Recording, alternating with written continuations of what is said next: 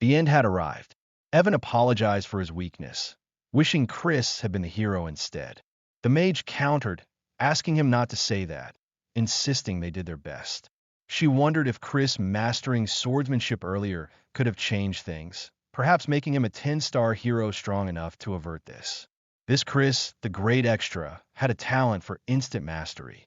His journey started 20 years ago, escaping his clan and working in back alleys, a time he recalled vividly. The Demon King's invasion, the Cage of Destruction, began, filling the skies with monstrous riders. People gathered fearfully around notice boards, where Chris saw a recruitment call to join the hero's party. He saw it as his big chance, dreaming of future wealth and glory after the war. But they failed, and the world fell to the Demon King. Chris wished time could be turned back so the other Chris could be the hero, but instantly rejected reliving the suffering. One life of that was enough. Daydreaming was pointless as the world ended. This was it. His last thought was a wish for a simple, rich next life, if such a thing existed. And that was his parting thought. He felt something. He had regressed, reborn as a young master in the magic empire, specifically within the dark magic clan's imposing fortress, one of the 12 supporting clans. He figured he was 15 years in the past, 5 years before the Cage of Destruction. He wryly noted even demons apparently enjoyed gardening, a new experience for him. More importantly, he recognized his new body's identity, Christian Van Baron Kazar. He remembered Evan identifying Christian by his noble name, confirming he was from a branch family. The House of Kazar, though a branch of the Baron County, held significant standing and were incredibly rich, known throughout the empire. Chris recalled hearing of 2 successors, with Christian being the infamous, troublemaking eldest son, always causing problems until even his father gave up. Evan had called it old news. When Chris asked if he'd changed, Evan revealed Christian was murdered by relatives. Chris felt immense frustration. Why this specific body, this place, this loser destined for death? He stared at his reflection, needing a plan. He'd been in this body for 3 days. Christian was fated to die in 2 years. His elimination by an honor-bound family meant he was likely useless. Maybe staying quiet could save him, letting him enjoy the inherited wealth? No chance. Ragnarok was coming. The Demon King started the war to fuel it with human sacrifices. Both empires fell because they realized too late. To survive, Chris had to stop the apocalypse. The Demon King was one problem, his loyal fiends another. He needed to become more powerful than the Demon King. There was only one way: become the Demon Emperor. With 5 years before the end, he decided to go for it. If he won, the whole empire would be his. Christian, a man, Count Kazar, angrily interrupted, demanding why he wasn't in his room, questioning his shamelessness after the last incident. The Count threatened decapitation for future missteps. His aura was intense. Chris knew he needed to fix Christian's image. Kneeling, he apologized to his father for past wrongs. The Count was stunned. Chris reiterated his sincere regret, promising change. The Count was skeptical, accusing him of mockery after his recent stunt. Chris couldn't recall which specific mess it was. There were too many candidates. Chris blamed his own past actions for the distrust, but cited his reported memory loss from 3 days ago. He claimed reflecting on his past revealed his errors, his heart confirming this truth. The Count dismissed it as another excuse. Chris agreed words were cheap and would show his change through actions, requesting to be sent to the punishment cave for a month to prove himself. The punishment cave was a foreboding structure nestled in shadow, a prison designed for high-status fiends where darkness reigned and all 5 senses were blocked. Such profound sensory deprivation could shatter a mind within days. Yet for Chris, it was precisely what he needed: a sanctuary from prying eyes. Back in the Count's office, his father expressed severe disbelief, doubting Christian could endure the cave for even half a day. Chris acknowledged the cave's infamous difficulty, but insisted this ordeal was the bare minimum necessary to begin earning his father's trust. The Count reminded him of their numerous past conversations, each ending in Christian's further disappointment, often punctuated by drunken stupors. Despite the history of letdowns, the Count relented, deciding to play along and grant this one last chance. However, he issued a stern ultimatum. If, after a month, Christian showed no genuine change, he would be banished from the clan. Chris's fist clenched subtly. Banishment was tantamount to a death sentence. Stripped of the Khazar name and protection, Christian would be easy prey for the long list of enemies he had accrued. Still, Chris calmly accepted the terms. He then added his own condition. Should he succeed in proving his transformation, his father must grant him a request. The Count scoffed at the perceived arrogance, finding it laughable Christian expected to emerge unscathed, let alone changed. Nevertheless, he agreed, reiterating his profound doubt that such a thing would ever happen before turning and leaving the room. Alone now, Chris waited. Soon, Cox, the gaunt, half-vampire butler of the house, entered, informing the young master that the punishment cave was prepared. Chris acknowledged him curtly, dropping a coin onto a nearby table as if dismissing the butler. He then proceeded down the grand, sunlit hallway. As he walked, whispers followed him like shadows. Servants murmured about the good-for-nothing volunteering for the cave, questioning his motives and speculating on his latest scheme. They recalled his recent transgression, insulting the young lady of the rival poison magic clan, an incident so severe the Count himself had to offer a personal apology, symbolically represented by a torn official document. Chris overheard their gossip, internally noting the shame Christian had brought upon the family name. The servants continued, sighing over the young master's seemingly perpetual immaturity and betting on how long he'd actually last inside the cave. One guessed 2 days, tops, an opinion shared by a figure observing from the sidelines. Cox led Chris to the cave's entrance, a massive, ornate doorway pulsing with faint energy, flanked by 2 imposing, armored figures. These were Death Knights, their blue aura radiating cold power. Chris found the use of such undead guards quite fitting for the Magic Empire's aesthetic, albeit unsettling. As he approached, a voice called out, addressing him as Big Brother. Chris paused, turning with a questioning look. He recognized the face instantly. Thurn van Barenkazar, Christian's biological younger brother, known for being a model student, the polar opposite of Christian. Suddenly, Thurn drew his slender rapier, its tip aimed directly at Chris, the tension palpable between them.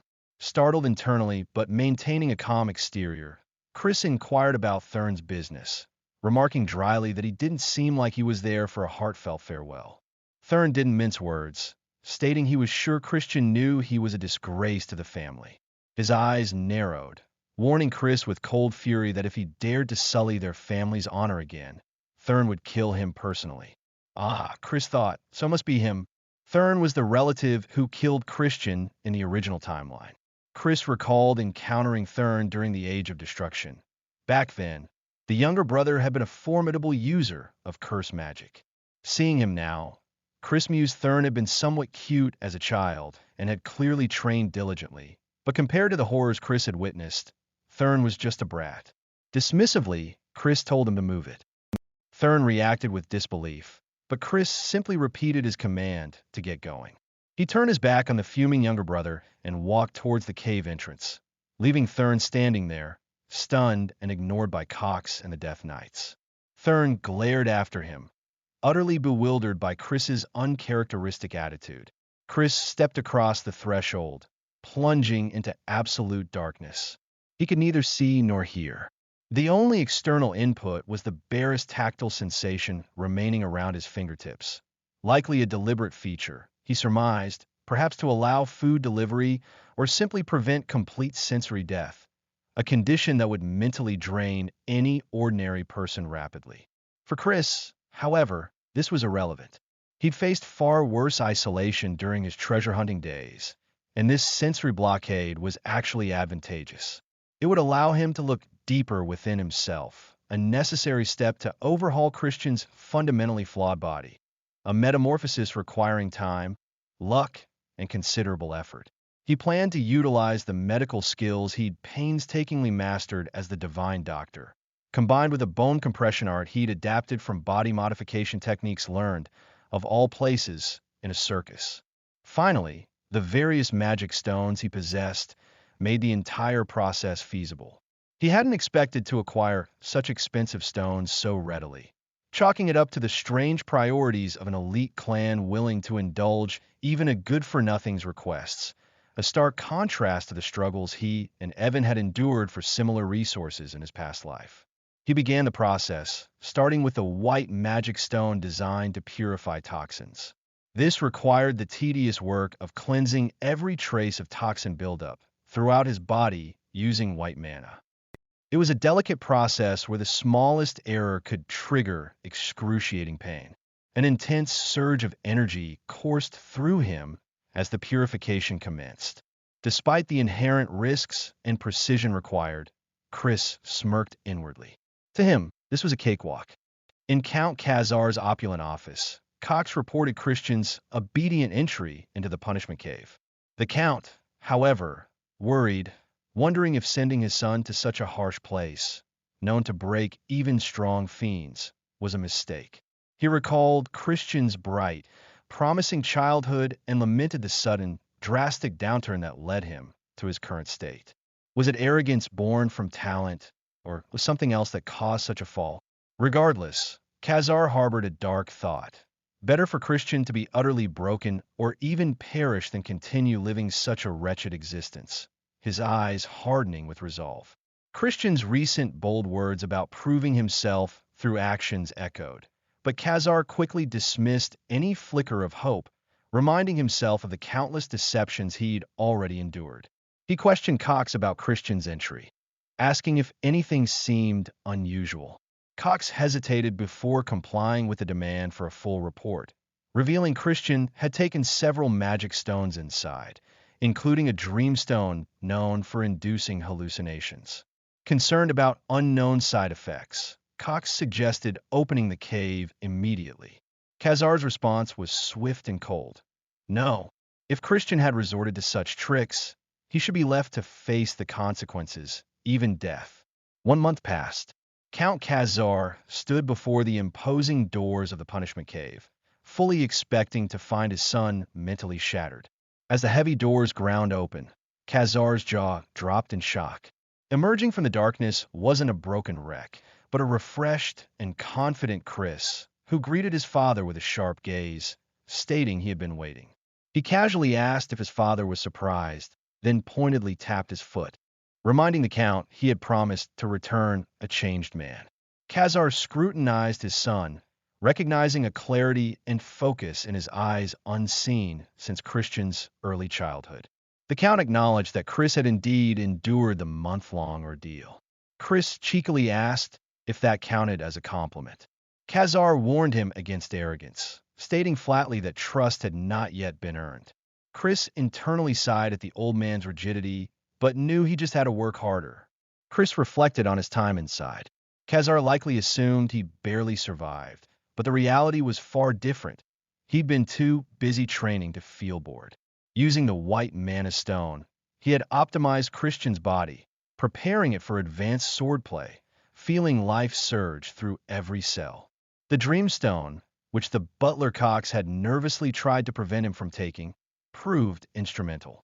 Its hallucinatory effects, rather than breaking him, drastically accelerated his body's metamorphosis, allowing him to forge not one, but 2 mana cores, one of light, one of darkness. Theoretically, this made him incredibly powerful. He demonstrated his control by casting a simple light spell, internally preening at his own genius. Naturally, he kept the light core hidden using his darkness core. The fiends wouldn't appreciate its existence. However, there was an unexpected twist.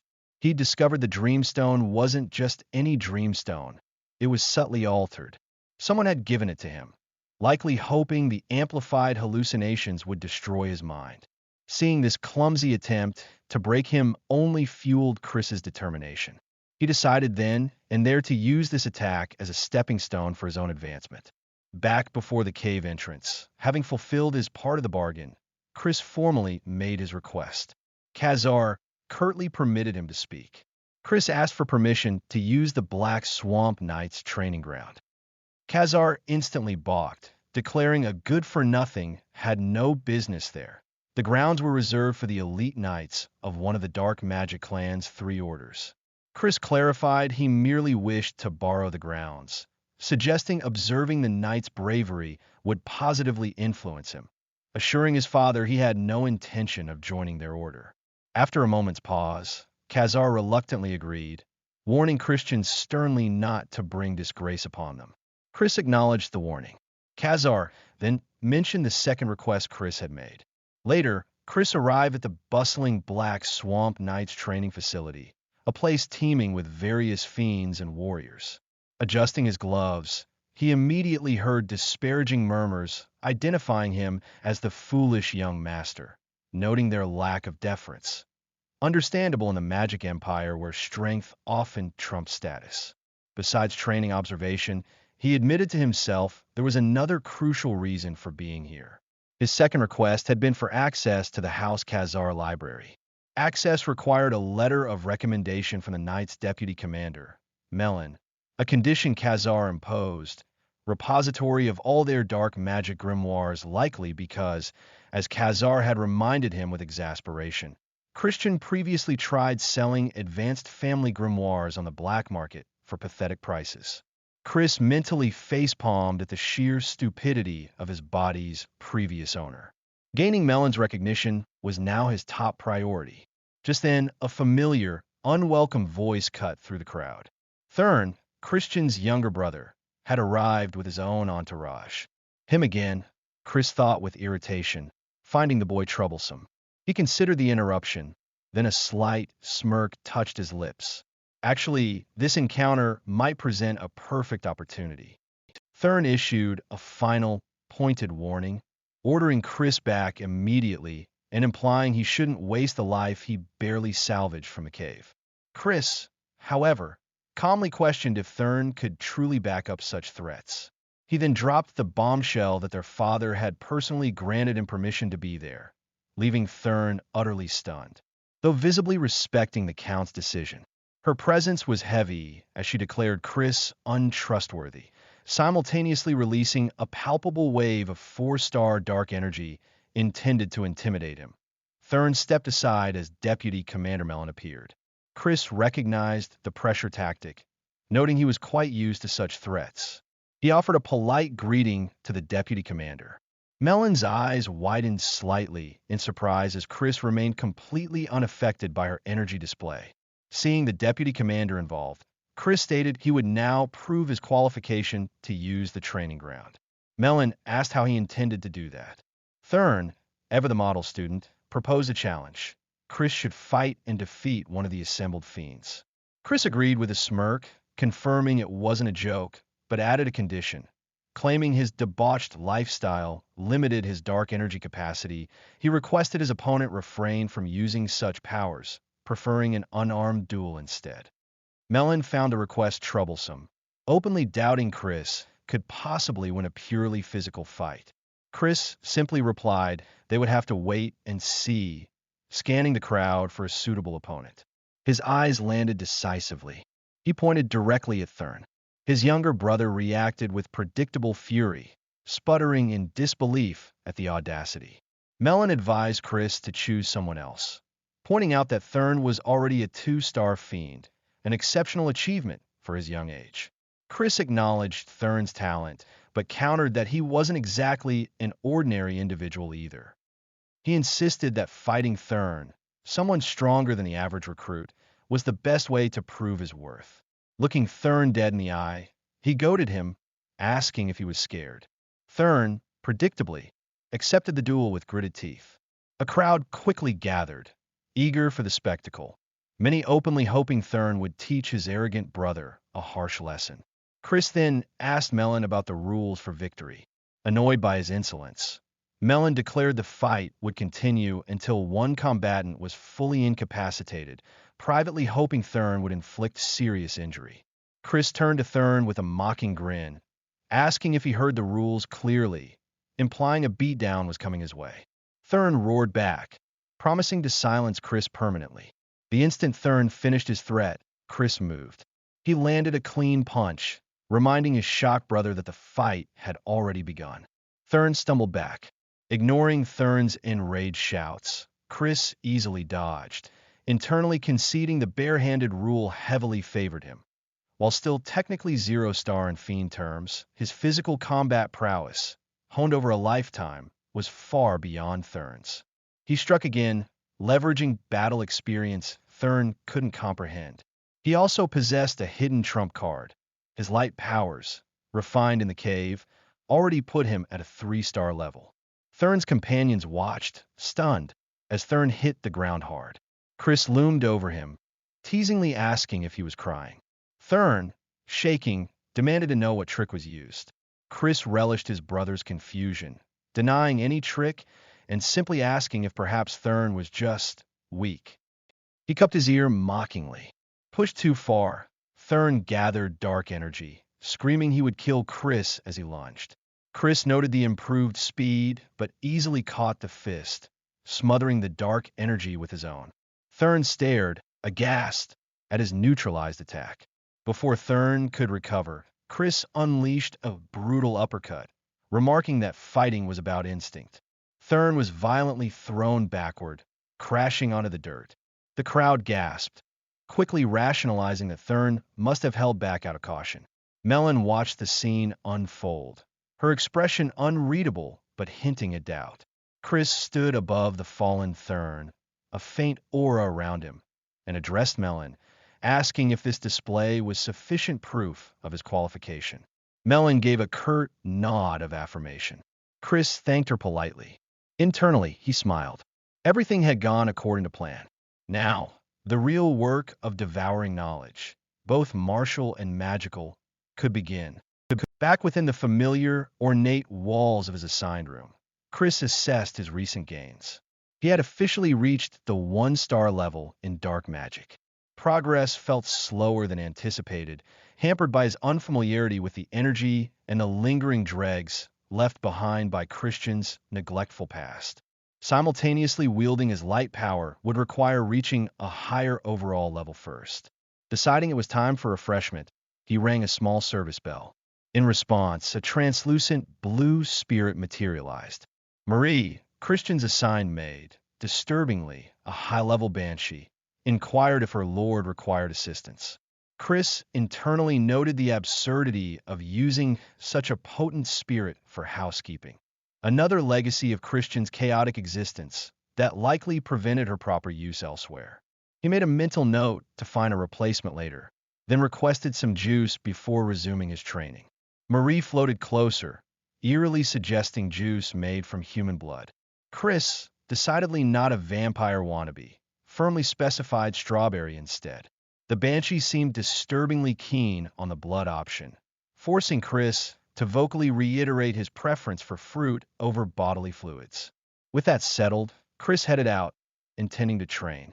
However, Cox, the ever-present butler, intercepted him, expressing feigned concern that the young master might be overdoing it. Cox followed this with a declaration of his unwavering belief in Christian, even when everyone else had given up. Chris scoffed internally at the blatant brown-nosing. Annoyed by the sycophantic display, Chris sharply questioned Cox's authority to dispense belief or judgment. The half-vampire butler immediately backpedaled, offering apologies for overstepping and wishing the young master well. Cox retreated down the hall, leaving Chris watching him go, a growing suspicion solidifying in his mind about the butler's true motives. Arriving at the training grounds under the bright sky, Chris noticed a subtle shift. The assembled knights and fiends regarded him with less hostility than before. Their guards were down. Seeing an opening, Chris decided it was time to start winning them over, albeit unconventionally. He dropped his practice bag and approached a bird-like knight. The knight quickly moved to report his presence, informing Deputy Commander Melon inside her command tent. The knight reported young Master Christian's arrival. Melon remained silent, contemplating. What was Christian plotting now? The duel still baffled her. Thurn's movements had been impressive, undoubtedly, Yet Christian had somehow dispelled his dark energy at the perfect moment. Did he possess an innate understanding of combat flow? The thought briefly arose that Christian's latent talent might even rival the direct heir, Lord Eskid. But she crushed the thought. Christian was a ruined bastard, his potential squandered, his dark energy pathways damaged. Recovering from that seemed impossible. Hearing a commotion outside, Melon emerged. A knight nervously explained that the young master was involved in another conflict, this time with a squire. The crowd looked on as the squire, Cannon, lay defeated, a recognized one-star fiend. Melon stared, shocked. Had Christian also achieved 1 star? Chris seized the moment, loudly proclaiming his disappointment with the famed Black Swamp Knights, declaring their reputation overblown. He then directly challenged the onlookers, asking if anyone else dared to face him, deliberately taunting them by questioning if they were cowards. His words hit their mark, angering several knights. A large, purple-skinned fiend stepped forward, introducing himself as Torin. Chris smirked. They had fallen right into his trap, just as planned. He coolly invited Torin to begin. He knew they'd never willingly teach their secret techniques to someone like Christian. If they wouldn't teach, he would simply have to steal the knowledge through combat. Torin attacked fiercely. Chris parried, carefully observing his opponent's grip and fluid footwork. This was the mud swordsmanship of rumors. He considered mimicking the style as he engaged Torin. Melon watched, her eyes widening slightly at Chris's defense. Chris allowed a confident smirk. A few exchanges later, Torin was on the ground. Chris perched victoriously atop him. Melon and the surrounding knights were dumbfounded. How was Christian, the failure, suddenly this strong? How had he reached 1 star when his core was supposedly ruined? Melon felt a prickle of certainty. Her initial assessment of his hidden depths hadn't been entirely wrong. Chris addressed the stunned crowd again, deriding the knights' skills and casting blame upon their deputy commander for their weakness. The knights bristled with fury. Melon, regaining composure, warned Chris not to get carried away by his victory. Ignoring her, Chris turned his full attention to the deputy commander. He issued a direct challenge. Perhaps she could personally demonstrate the true skills of the Black Swamp Knights. Melon furiously stated 1 second was enough for him. Chris proposed they limit dark energy to 1 star and use wooden swords. Melon scoffed at the 1 star limit, boasting she'd break his legs with half that. Chris accepted putting his legs on the line. Melon agreed, vowing he wouldn't walk away. The duel began fiercely.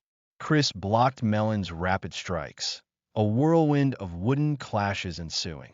Onlookers noted Chris was holding his own. Melon grew frustrated. Her attacks weren't connecting properly. This shouldn't be happening. Chris taunted that things weren't going her way. Melon angrily told him to shut up, imbuing her sword with energy. She unleashed a powerful magic-infused strike, shattering the ground. Chris saw his opening now. He dodged under the blow and delivered a surprise headbutt. Melon staggered back, stunned, blood trickling from her nose. Chris coolly stated it worked. He deduced Melon was a spell's word. Binding her magic limited her defense, creating an opening physical power alone could exploit. Melon suddenly burst into laughter, acknowledging she'd underestimated him and would now focus. She then pointed out the fight wasn't quite over. He'd scratched her neck during the headbutt, hinting at potential poison laced in his nails. Still, she accepted defeat and asked his desire, requesting a rematch in return. Chris agreed to the rematch if she met a second request. He considered his options, then demanded she kneel before him. Melon refused, stating her loyalty was to House Baron. Chris countered, revealing his ambition to become the young lord himself, suggesting her loyalty might shift. Melon was shocked at the declaration. Becoming young lord was near impossible for a branch member. Chris smirked, noting no rule explicitly forbade it, and accepted her duel request anyway. He proposed a rematch occur in 1 month, needing training time himself, but with limitations next time. Melon retorted he'd have no chance then. Chris cryptically replied few things were truly impossible, promising to show her where her loyalty should lie in a month. Later, Chris presented Count Khazar with Melon's recommendation letter. Melon reported to the Count that the fiends needed more training, admitting the young master was a genius who defeated stronger opponents, including herself. She confessed it was a rare, enjoyable fight.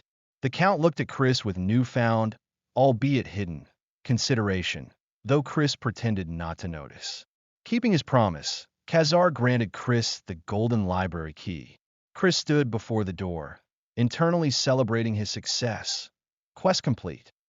Melon, a powerful 6-star fiend from the main family, was crucial for his plans to control the Dark Magic clan. He was confident he could fully win her over within the month, because, well, he was a genius. Thinking of the Count, Chris wondered if the brief look he saw was fatherly pride. Perhaps fiends had familial bonds after all, maybe even better than his last dad. He vowed not to disappoint his father. Inside the vast library, shelves overflowed with texts on blood magic, summoning, and curses, all forbidden knowledge in the dominion of light. As he reached for a book, a familiar spirit appeared. Marie, the banshee maid, startled him, revealing with a flourish that she was once the librarian here. She coyly asked if he wanted her as a personal servant girl, maybe for some private study sessions. Chris, blushing slightly despite himself, told her to shut up. Marie declared his directness made her heart pound. Exasperated, Chris yelled for her to shut up already, his voice echoing slightly as Marie giggled. Marie noted the grimoire Chris chose contained a 4-star binding seal. She doubted he could comprehend such advanced magic yet. Chris shrugged dismissively, simply stating he was a genius. Marie looked thoughtful for a moment, then gushed about how handsome and intelligent he was, laying it on thick. Chris told her not to force the compliments. Marie inquired why he specifically chose that book. Chris smirked, replying he needed to catch a rat. While pretending to train intensely, Chris considered his suspects. The first was Thurn, who despised him most openly. The second was Cox, the butler. Despite not being clan, Cox had unusual access and sycophantic behavior. It could also be an unknown third party.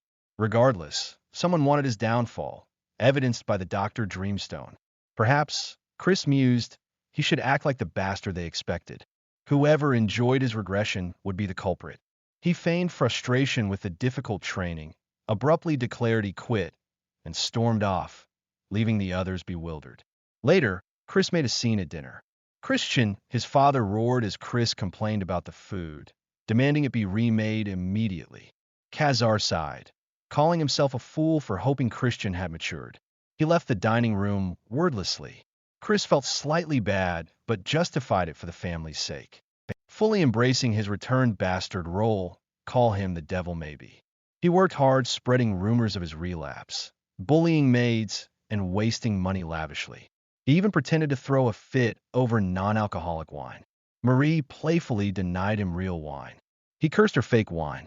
She reminded him he was underage, but he retorted that didn't matter for a good-for-nothing bastard.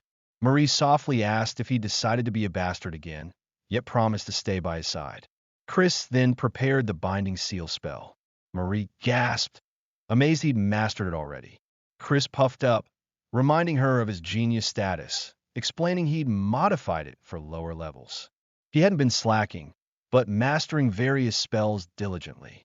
Marie looked genuinely astonished, wondering if he truly was a genius. Just then, Thurn arrived. Chris quickly feigned drunkenness. Thurn furiously questioned his brother's relapse after seeing improvement.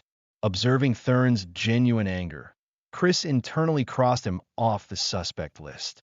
He dropped the act, telling Thurn there was a rat in the house. Thurn asked what he meant. Chris explained someone sought his downfall, and he was playing along, confirming even the wine was fake. Thurn demanded to know who the rat was. Chris admitted it was hard to say yet, but expected them to take the bait soon. He then loudly complained about the wine again, ordering a servant to fetch Cox for another bottle. The servant stammered Cox was preoccupied. Chris feigned another hiccup, deciding to visit Cox himself. He found Cox in his office and slammed the fake wine bottle down. Cox nervously asked what brought him there. Chris poured the non-wine over Cox's head, asking if this was the wine he requested, accusing the butler of looking down on him. Cox frantically denied it, promising to fetch the proper wine. Chris refused, ordering Cox to get it himself. Cox protested he was busy. Chris pointed out Cox needed a change anyway and patted his shoulder dismissively. Cox gritted his teeth but promised to return shortly. He left the room. Chris commended the butler's patience but noted the hidden hostility. While Cox was gone, Chris quickly examined the documents on the desk, finding discrepancies in the finances. Bingo! He figured the butler, if guilty, would be involved in shady finances. This wasn't a smoking gun yet, just suspicious records. Cox returned with the requested wine, assuring Chris he wasn't angry. Chris hiccuped, calling Cox his favorite and praising him effusively. Cox bowed gratefully. Then, Cox mentioned he had a message. Certain friends wished to meet Chris in secret at the usual place. Cox quickly added he disapproved of these friends but wouldn't judge. Chris pretended to consider it, then agreed to the meeting. Things were progressing better than expected. Chris arrived at the usual place, a room with drinks and food laid out. His supposed friends greeted him, mentioning rumors of change but dismissing them, declaring Chris the best among them. Chris sat silently beside a nervous young girl. He internally judged his companions as trash for making the girl serve drinks. One offered him a glass, urging him to drink. Instead, Chris flung the drink into the man's face. The spluttering man demanded to know what Chris was doing. Chris coldly accused him of tainting the alcohol. Noting his reaction confirmed he knew it was drugged. Wisps of magic gathered around Chris's hand as he touched the girl's forehead, confirming she'd been drugged. She collapsed, unconscious. Chris revealed she knew dark magic too. He swiftly kicked the other accomplice aside, stating it wasn't time for surprises. He pinned the larger man down. Chris forcefully interrogated the man, whose screams echoed briefly. Chris calmly demanded to know why they were doing this, smiling menacingly. He drew a dagger, threatening death. Amidst the wreckage of the table, the two accomplices, now tied up, begged for their lives. One confessed they were ordered to drug Chris and frame him after killing the girl, coerced due to their secret drug dealing. Chris demanded the name of their employer. When the man hesitated, Chris brought the knife threateningly close to his groin. The man shrieked that it was Cox, pleading for mercy. Chris demanded they swear absolute obedience. They swore loudly, desperate. Chris prepared the binding seal. He cast the spell, searing runes onto their minds and commanding obedience, leaving them subdued.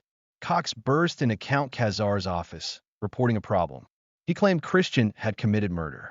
Cox explained Christian allegedly got drunk, killed the serving girl, and dumped the body. The Count looked grim. This couldn't be overlooked. He ordered Christian brought to the Fiend Court, invoking his authority for an immediate trial. Cox had a satisfied smirk. In the grand hall turned courtroom, Chris stood before the Count and declared his innocence. The Count mentioned witnesses, but Chris denied the event ever occurred. He suggested a misunderstanding and presented the very much alive servant girl. His captured friends reacted in shock. The girl testified Chris had saved her and paid her rent. She then pointed at the two captives, accusing them of drugging Chris's drink. Confusion rippled through the onlookers. Chris prepared the seal again, ready for the climax. The seal activated on the captives' foreheads. Under its influence, they confessed. Butler Cox ordered them to frame the young master. Cox erupted, shouting it was slander and a frame job by Chris. Chris calmly noted he expected such a reaction. As the victim, he requested permission to directly question Cox himself, acting as the Count's proxy. The Count considered, then granted the request with a warning about inappropriate conduct. Chris promised a quick conclusion. He formally addressed the court, invoking the authority of the Demon Emperor, the Dark Magic Clan, and Count Khazar. He asked Cox to swear to answer truthfully. Cox swore. Chris repeated the request, invoking the Emperor again. Cox swore a second time, triggering the binding seal. Cox cried out, clutching his head, staring in terror. Onlookers murmured about the four-star magic. Chris explained his modified seal required 2 oaths. Cox walked right into it, like a moth to a very binding flame. Cox understood too late. Under the seal's compulsion, Chris demanded why Cox hired the thugs. Cox admitted he received an order. Someone knew of his long-term corruption and threatened him, telling him to ruin Christian since childhood. Chris confirmed he knew about the embezzlement. He demanded the mastermind's name. As Cox hesitated, Chris increased the pressure. Cox finally screamed it was Sir Eskid, the second son of the main Baron family. Cox panicked, realizing Eskid would kill him. Chris drew his sword. In a flash, Cox was silenced permanently. The Count stared, stunned. Silence fell. Chris stood over the body, stating he had punished the sinner using the Count's borrowed authority. With Cox's body lying still, Count Khazar demanded an explanation for the execution. Chris explained that leaving Cox alive would invite a cover-up from the main Baron family. Indulgence towards them was not an option, Chris stated, looking at his bloodied hand. He intended to ensure everyone remembered the truth. Eskid tried to sabotage him, a fact that visibly unsettled the Count. The Count shrouded himself in dark energy and beckoned Chris to follow. They moved to a secret training ground, away from the courtroom's prying eyes. The Count questioned if Chris meant Eskid would escalate trouble due to the succession conflict. Chris confirmed, and the Count acknowledged the correctness, if hasty nature, of Chris's decision, noting a family's power relies on their chosen successor. He mentioned supporting the first young lady, dismissing the first young lord as a lunatic. Chris declared he had another option. He himself would become the successor. The Count initially called it nonsense, but Chris reminded him of the rule, allowing branch family members with ability to succeed. The Count countered that the rule wasn't truly enforced, asking why Eskid targeted Chris. He admitted Chris might have lagged behind Eskid despite early talent. Chris vowed to catch up quickly and requested his father's help. Specifically, Chris asked for a recommendation to participate in the Sacred Dark Rite in 2 months. The Count pointed out the 2-star requirement, reminding Chris he'd only just reached 1 star. Chris confidently promised to achieve 2-star within the time frame, asking his father for help with a determined grin. Word spread through the mansion. The young master had truly changed. Staff gossiped about the Count personally training him with methods that challenged even senior knights. During training, Chris demonstrated combining mud swordsmanship to bind and black scythe swordsmanship to sever. The Count was stunned.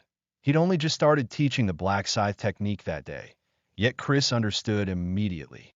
Chris questioned the need to keep the techniques separate, suggesting a more efficient method. He demonstrated against a training dummy, striking it down. The Count noted the dummy's limbs could deflect mud swordsmanship. Chris explained he used mud swordsmanship, but wrapped it in black scythe energy.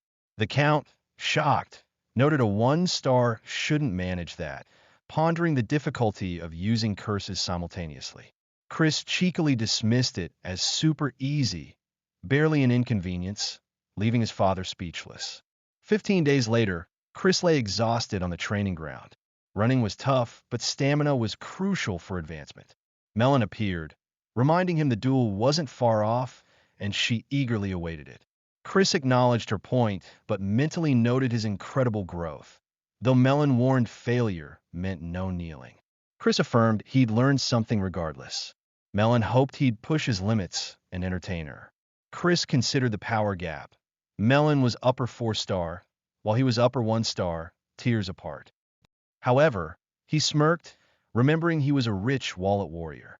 Later, Chris asked Marie if she'd packed his bag for an outing. Marie, beautifully dressed, expressed excitement for their first outing together. Chris protested. He never said she was coming. Marie feigned concern about heatstroke, prompting Chris's exasperation about a banshee getting heatstroke. He asked his father if he could change attendance, but the Count refused due to the master-servant contract. Chris desperately asked how to avoid it. The Count unhelpfully suggested a deep kiss, reminding Chris he was drunk when he made the contract, leading Chris to curse his past self. He told Marie she couldn't come to a crowded place. Marie looked crestfallen, mentioning her spiritual energy might harm people, and how she'd been stuck for decades. Guilt, Chris relented, allowing her to come if she stayed hidden. Marie cheered. As they left, she asked where they were going. Chris replied cryptically, "Somewhere make a profit." She told him he already rich, but he declared that wasn't a lot. When Marie guessed land or gold, Chris simply said it was for something he used before. As Chris prepared for his outing, Thurn appeared, commenting on his lateness and demanding to know his purpose. Thurn announced he was there as a chaperone, just in case Chris reverted to his old ways. Chris casually reassured him, flashing a mental image of himself looking like a high roller, declaring he was merely off to do some gambling. Thurn was aghast. Chris justified it, stating fiends naturally enjoyed such vices, even claiming gambling was legal and recommended by the Demon Emperor himself. Hearing this, Thurn insisted on accompanying him. Chris feigned surprise and teased his younger brother about being worried.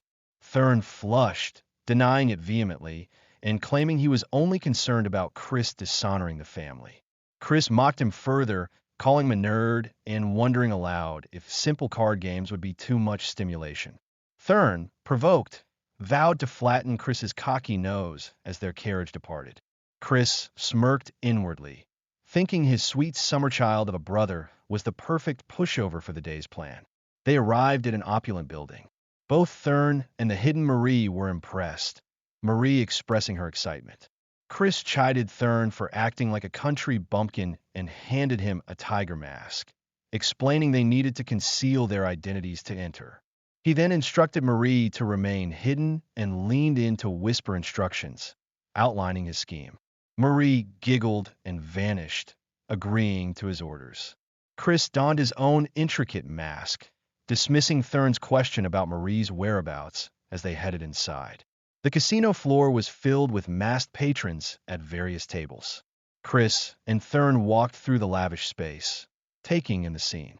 Nearby, two masked men noted their arrival, sneering about fresh suckers walking into the lion's den. Chris turned to Thurn and proposed a bet on who could win more money within an hour.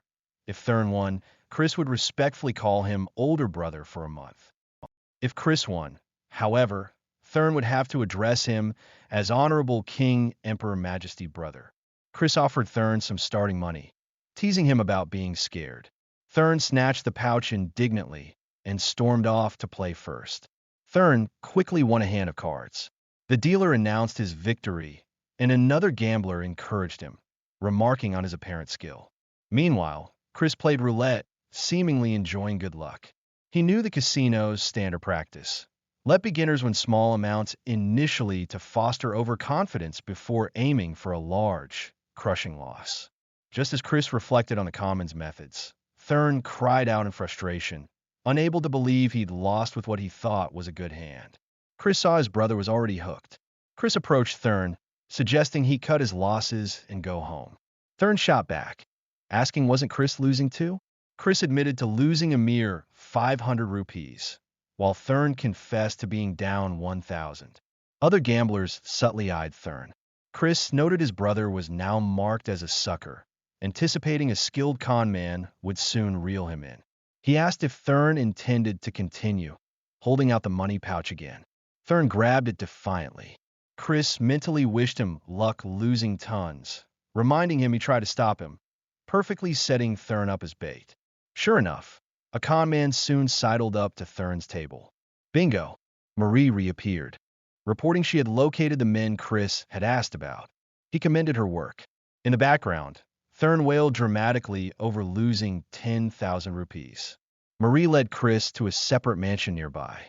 As Marie opened the door, they were confronted by two guards, one a beast man, demanding their identities. Chris removed his mask, coolly asking if they didn't recognize him. The guards stuttered, realizing it was the young master, and Chris demanded they fetch their master. Grantel, the master of the Grantel Merchant Guild, appeared, greeting Chris warmly. Chris requested a private chat, acknowledging Grantel's reputation, but internally knowing he also owned the casino. He then coldly accused Grantel of conning his brother. Grantel paled, realizing the naive sucker in the tiger mask was Count Khazar's heir. Chris confirmed it. Grantel tried desperately to distance himself from the actions of his dealers, but Chris silenced him with a wave of killing intent, asking point-blank if he wanted to die. Grantel immediately groveled, apologizing profusely and begging for mercy. Chris asked if his apology was sincere. Grantel assured him it was, offering compensation. Chris demanded 1,000,000 rupees. When Grantel protested, he didn't have it on hand. Chris lowered the price to 200,000. Grantel tearfully agreed, lamenting it was his entire fortune. Chris then stated there was something else he required. Later, Chris examined several swords, battle gear acquired using the extorted money. Marie praised his super scheme, and Chris smugly agreed. Marie pointed out one particular dark sword, Grenade, a notorious cursed holy sword once wielded by a fallen hero, now rusty but still desired by fiends. Marie expressed concern about its state, but Chris assured her it was all part of the plan. He then surprised Marie by presenting her with a beautiful necklace, the item she had seemed interested in earlier. He called it a gift, explaining awkwardly that he felt she wouldn't find peace without it. Marie was deeply moved, confessing it was the first gift she'd ever received, before or after death. She thanked him sincerely. Satisfied, Chris decided it was time to head home. Marie beamed, addressing him as my lord. She enthusiastically promised to make him even tastier blood juice as thanks. Chris recoiled, stating he wouldn't drink that, and asked her to stop making horrifying jokes about the strawberry juice he'd been consuming. As they walked away, Chris felt he was forgetting something important, but decided he'd remember later. Back at the casino, a dejected Thurn was shown betting his last rupee. The following morning, a furious shout of "Brother!" erupted outside the Khazar estate. The noise startled Chris from his sleep. His younger brother, Thurn, stormed into the room, livid. He accused Chris of abandoning him at the casino the previous night, revealing he had nearly been sold into debt slavery because of it. Chris blinked, finally remembering the small detail he'd overlooked: his brother. Thurn explained that only Grantel recognizing him had saved him from that fate. Chris mumbled an apology, internally noting that the casino owner must have intervened after their little chat. Thurn wasn't finished. He sternly reminded Chris of their bet, stating that since Chris had clearly lost more money, he had to fulfill his promise. With barely contained outrage, Thurn demanded Chris address him using the absurdly long title they'd agreed upon. Esteemed King Emperor Majesty Brother. He clenched his fist, waiting. Chris, however, merely looked bored and began picking his nose, pretending not to understand. Thurn sputtered, trying to get the words out again, before finally losing his temper completely and screaming the ridiculous title with surprising force. Chris beamed, patting his brother condescendingly and praising him for keeping his word, reminding him to always strive for such respectfulness. Utterly humiliated, Thurn vowed revenge before storming out, telling Chris to prepare himself. Watching him leave, Chris reflected calmly. This adorable kid was destined to kill the original Christian.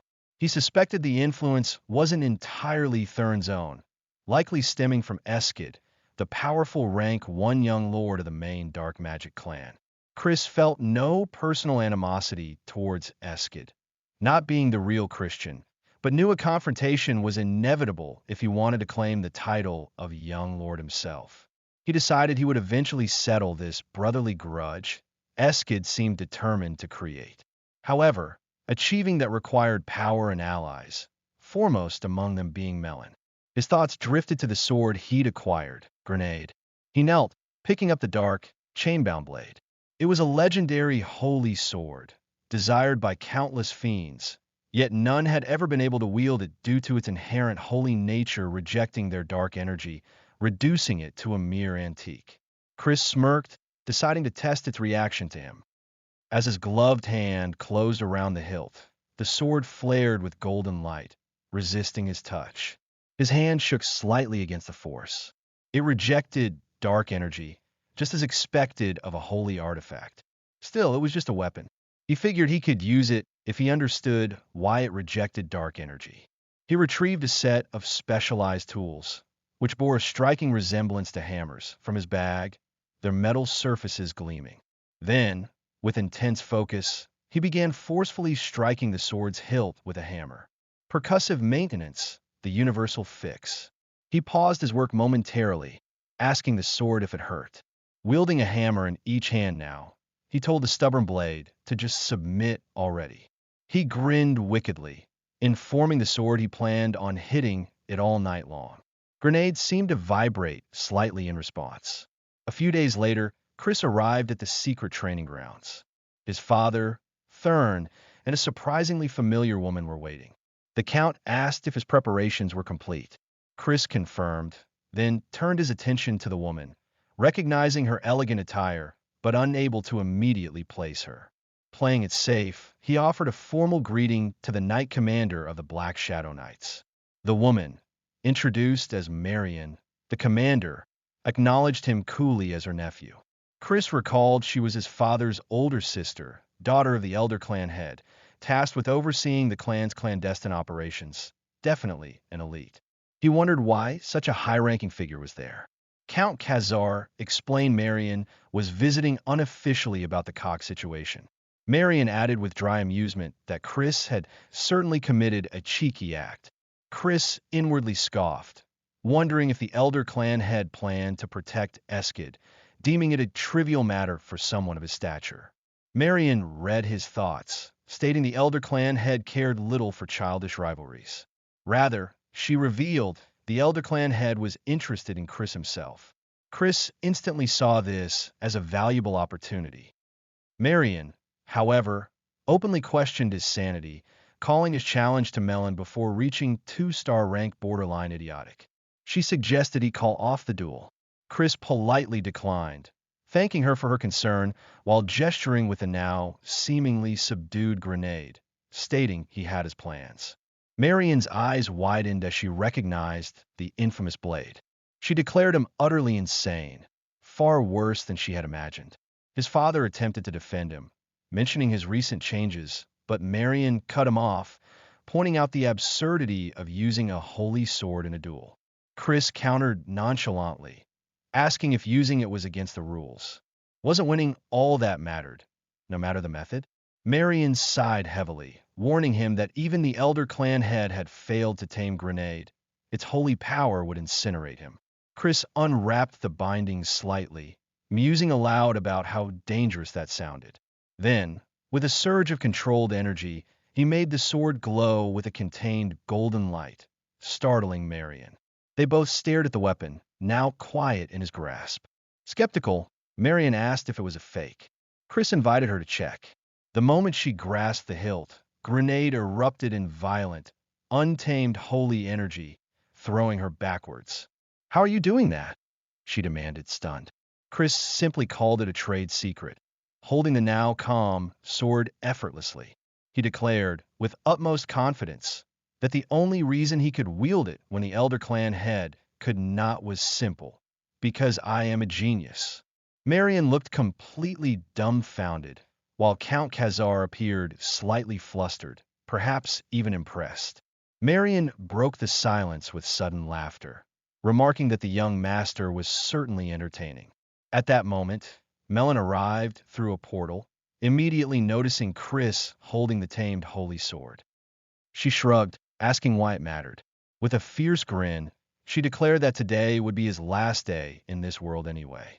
Chris met her murderous intent with a steady, unnerving calm. With deadly intent gleaming in her eyes, Melon surged forward, her dark energy coalescing around her weapon.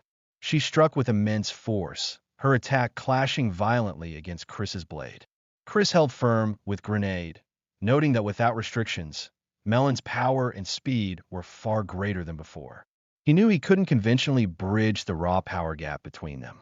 As her dark energy slammed into the holy sword, Grenade flared with golden light, visibly opposing the fiendish power.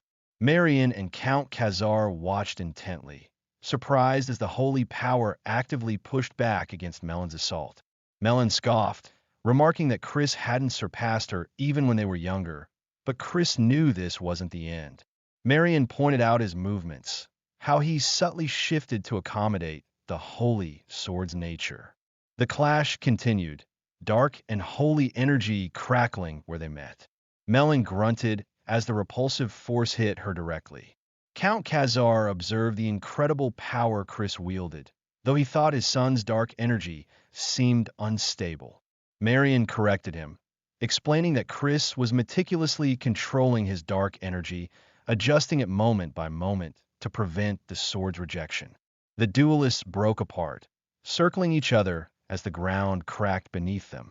Melon, slightly breathless, asked if the battle was to his liking, suspecting he was predicting her movements.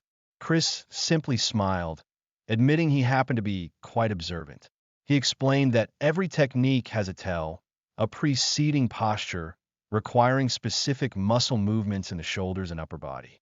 This fundamental truth applied to novices and experts alike, Melon realized. Changing tactics, Melon gathered a swirling green, corrosive energy in her hand. Preparing a spell, she reminded Chris that the Black Swamp Nights were spells words. A bright flash erupted from Chris's chest as he activated a cleansing artifact, neutralizing the incoming spell. Melon stared, recognizing the artifact. Chris cheerily thanked his father for the borrowed item, claiming he survived thanks to it. Count Khazar looked bewildered, recognizing the artifact that should have been locked in the secret vault. Chris cheekily whispered to Thurn that he was prone to thievery sometimes. Melon conceded that having good equipment was a skill in itself, before Chris suddenly flicked a small, dark marble into the air. Melon reacted instantly, unleashing a powerful beam attack towards it. Chris noted there was no use dodging this one. The marble detonated upon impact, creating a massive, fiery explosion. Chris casually admired the effect of the corrosion marble, another acquisition funded by Grantel's extorted money. He called out into the smoke and flames, knowing Melon was still alive, challenging her to come out. Chris stood ready with grenade as Melon charged out of the inferno, her clothes partially burned away but her fighting spirit blazing. He held grenade at bay, smiling fiercely. Count Khazar looked proud, telling Marion his son was indeed a genius. Melon stepped out of the lingering fire, breathing heavily but looking exhilarated. A feral grin spread across her face. She declared the fight was too much fun and eagerly asked what he would attack with next. Marion watched with alarm, worrying Melon had lost herself in the battle frenzy and needed to be stopped. Chris remained calm, channeling dark energy. He met Melon's next strike not with the sword, but with his open palm, coated in purple energy. He smoothly deflected her attack, shocking Melon as his foot slid back gracefully. Before she could recover, Chris closed the distance, locking her blade with grenade and pressing the holy sword against her neck. He declared his victory, asking if the duel was satisfying enough for her. Melon stared for a moment, blood trickling from her lip where he'd struck her. The Count and Marion looked on, impressed. Then, Melon burst into laughter. She asked if he was genuinely asking, admitting she was too exhilarated to calm down. Chris smiled, reminding her of his request for her allegiance, stating he wouldn't force loyalty even though he won. Melon grew serious, asking if she stood by him. Would he continue to fight her like this in the future? Chris promised she could fight him as much as she wanted. Without hesitation, Melon knelt, pledging her loyalty. Later, Marion gazed out the window at the setting sun, contemplating Chris's unusual control over dark energy. In a memory, she recalled reporting her findings about grenade to the Elder Clan head, who refused to attempt wielding it again. He explained that while he could wield it momentarily, the constantly changing waves of dark energy made sustained control impossible. One would need to perpetually alter their energy waves to avoid the sword's detection, a feat deemed impossible in a real fight. The clan head mused that perhaps only a demon lord, a demonic dragon, or hypothetically, some crazy bastard who could control dark energy as easily as breathing could manage it. Back in the present, Chris cheekily asked Marion if his performance earned her praise. Marion looked thoughtful. Perhaps, she mused, her father's long-held desire could finally be fulfilled. In the bustling Khazar kitchen, various staff, including orc chefs, prepare meals. One orc chef chopped ingredients with focused intensity, specifically slicing fresh strawberries. These were then meticulously arranged atop a heart-shaped cake. Observing nearby, Marie commented on the orc chef's surprising top-notch skills, while Chris looked mildly disgusted at the sight of yet another strawberry creation. The orc chef, Chwick, noticed them and asked what brought the young master to the kitchen.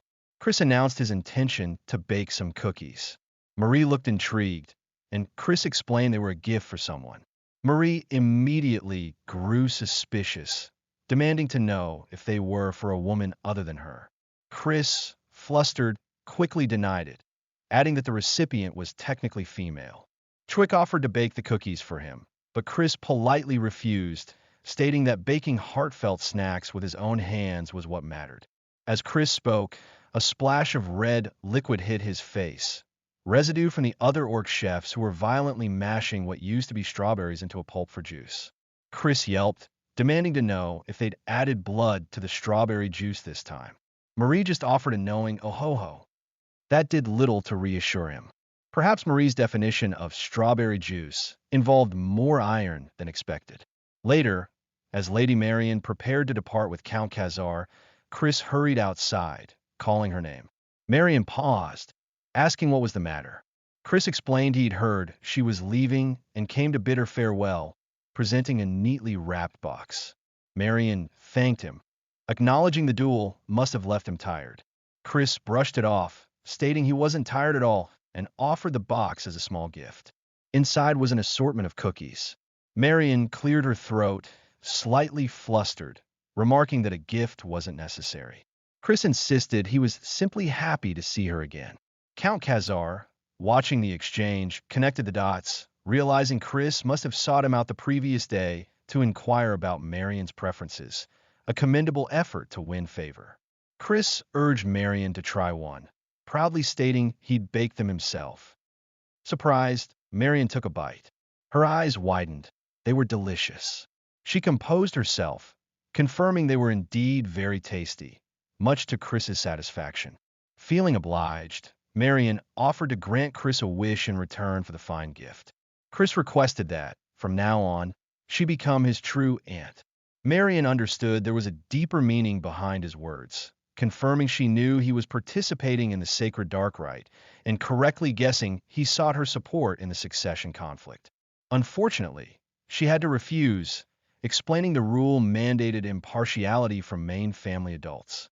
Chris quickly changed his tune, insisting it was merely a genuine request to grow closer to her. Marian looked skeptical. Chris then added, with exaggerated innocence, that of course, if his dear aunt cherished him enough to offer secret help, he certainly wouldn't refuse it, batting his eyelashes for effect. Marian chuckled, taking another cookie. She admitted she didn't dislike his honesty and couldn't help but cherish a nephew who baked such treats. Chris beamed, thanking his aunt. Marian then asked if she could expect more cookies, to which Chris slyly replied that it depended on her. He winked, warning that making him sad might cause him to sulk and forget the recipe. Marian gave a subtle, amused smile. She then formally offered Chris a position in the Black Shadow Knights, citing his exceptional duel against Melon. She praised his potential, suggesting he might even surpass the Elder Clan head, but warned his rivals were formidable and worried his talent might be snuffed out prematurely. Chris remained unfazed. He stated bluntly that failure wasn't an option he'd live with, surprising Marian with his resolve. He appreciated her concern, but declared confidently that he didn't intend to lose. Marian noted his unreasonable confidence, but seemed swayed, acknowledging his fiendish nature and accepting his chosen path. Mounting her horse, she offered one final piece of advice. Be wary of the first young lady, Julianne. When Count Khazar questioned this, Marian simply stated Chris would understand in time. Chris thanked her, promising to keep it in mind. With a final farewell, Marian departed. Later that evening, Chris lay sprawled on his bed, lost in thought. He considered the immense power of his six-star father and aunt, yet recalled hearing little about them during the Great War. The magic empire clearly held countless powerful combatants. He remembered the overwhelming forces arrayed against the dominion of light and knew he couldn't allow history to repeat itself. He clenched his fist with renewed determination. He had to get stronger, faster. 1 month later, Chris stood before his father's desk. Count Khazar adjusted his monocle, confirming he had summoned him. With a look of grave importance, Count Khazar stared, adjusting his monocle as he absorbed the change in his son. He asked, incredulous, if Chris had truly reached the 2-star rank already. The speed of such growth in only a month was astonishing. Chris merely smiled, questioning his father's surprise since he had promised exactly this. He then inquired about the purpose of the late-night summons. The Count gestured towards a sealed letter on his desk, explaining he had received word from the main family. He had recommended both Chris and Thurn for the upcoming Sacred Dark Rite, but the main family had only approved Thurn. The reason cited, the Count continued with a grimace, was Chris's recent string of carefully fabricated misdeeds, frivolous spending, supposed womanizing, drunken destruction of property, and even thievery. Internally, Chris winced. His act had been too convincing, and the accusations were technically true, even if orchestrated. Count Khazar, however, fumed, genuinely angered that the main family dared to look down on his son, regardless of the reports. Chris, wiping a trace of blood from his lip, calmly asked if Viscount Langham had made the decision. The Count shook his head, explaining Langham had little influence after Eskid's recent disgrace. The objection came primarily from Loin de Baron, a direct descendant known as the rising star of the main family and a favorite for the upcoming rite. The Sacred Dark Rite, Chris recalled, was a crucial event where candidates absorbed pure darkness from the negative dimension. Since the amount of darkness was limited, participation was decided by hierarchy, effectively a quasi-death match. Higher-ranking candidates claimed more darkness, significantly influencing their selection prospects as a young lord, a successor candidate for the clan head. If Loin dominated the rite, Chris knew achieving his own goal of becoming the 6th young lord would become considerably harder. Count Khazar offered to appeal the decision, even suggesting involving Marion. Chris waved off the offer, stating it wasn't necessary. He would figure things out himself. His father acknowledged his talent and recent change, but placed a comforting hand on his shoulder, advising him to leave such political maneuvering to the adults. Chris smiled faintly, appreciating the gesture. However, a devious glint entered his eyes as he mentioned having methods of his own, making the Count lean forward inquisitively. Changing the subject, Chris asked if any children from Count Tyreman's house were participating. His father confirmed Tyreman's 3rd son would be there, launching into an angry tirade about how that scoundrel Tyreman had sided with Loin and declared Chris unfit for the rite, dismissing him as a mere trickster only capable of controlling demon beasts. Chris noted silently that his father was surprisingly doting. He urged his father to calm down, reminding him that he simply needed to prove himself. Conveniently, the Tyreman family was hosting a black pill hunt soon. He declared his intention. He would participate in their hunt as a herder. Meanwhile, in the main family's grand estate, Marion reported her assessment of Christian to the elder clan head. Asked for his impression, Marion stated unequivocally that Christian was incomparable to others. The clan head tapped his cane, finding her assessment hard to believe, recalling the boy as a brat, a false prodigy. Marion insisted he was clearly different now. The clan head then asked the pivotal question: could this child fulfill his long-desired wish? Marion reflected on that wish, the sole reason her father clung to life, even resorting to heaven-defying magic to refuse death. She admitted she couldn't say for sure, but Chris was the closest possibility she had seen. Intrigued, the clan head mused that Chris's participation in the rite seemed unlikely according to clan consensus and asked if Marion planned to intervene. He immediately dismissed the idea, stating he wouldn't step in over such a trivial matter. A fierce beast must overcome small trials alone. Marion started to argue that Chris was still just a child who deserved the chance, but a sharp glance from her father silenced her. She lowered her gaze. The clan head noted he was always harder on those he held expectations for, acknowledging Marion's clear fondness for the boy. He then summoned his blood drinker. Dark energy swirled, coalescing into the impeccably dressed Simon, head butler of the dark magic clan. The clan head instructed Simon to observe Christian leading up to the rite. Simon confirmed the order, but turned to Marion with a sly smile, asking permission to pull a small prank during his monitoring. The clan head curtly warned him not to go overboard. Simon licked his pointed fangs with delight before vanishing as quickly as he appeared. Marion watched him go, a sliver of worry remaining for her nephew. Later, Chris rode through town in his carriage, reflecting on his progress. Reaching 2-star was quick thanks to his innate talent, but his stamina and dark energy reserves were still insufficient to push for 3-star. He needed a black pill to rapidly accumulate dark energy. These pills were rare, typically harvested from powerful demon beasts like the Karma Fiend, which the Tyraman family coincidentally planned to hunt. However, simply catching the beast wasn't enough. A specific condition had to be met. His carriage stopped before Grantel's residence. Chris stepped out, greeting the sweating merchant. Grantel nervously asked if Chris had come empty-handed. Of course not, Grantel stammered, hastily producing a small gift, a meager bag of coins that fell to the ground. Chris looked down at it with utter contempt, telling Grantel he clearly didn't know his place. He leaned in, reminding the merchant of his various illegal activities. Tax evasion, kidnapping, swindling, before Grantel desperately asked what he wanted. Chris offered leniency if Grantel cleaned up his act, adding he needed something, an ash pill. Grantel paled, mentioning the item's recent price surge on the black market.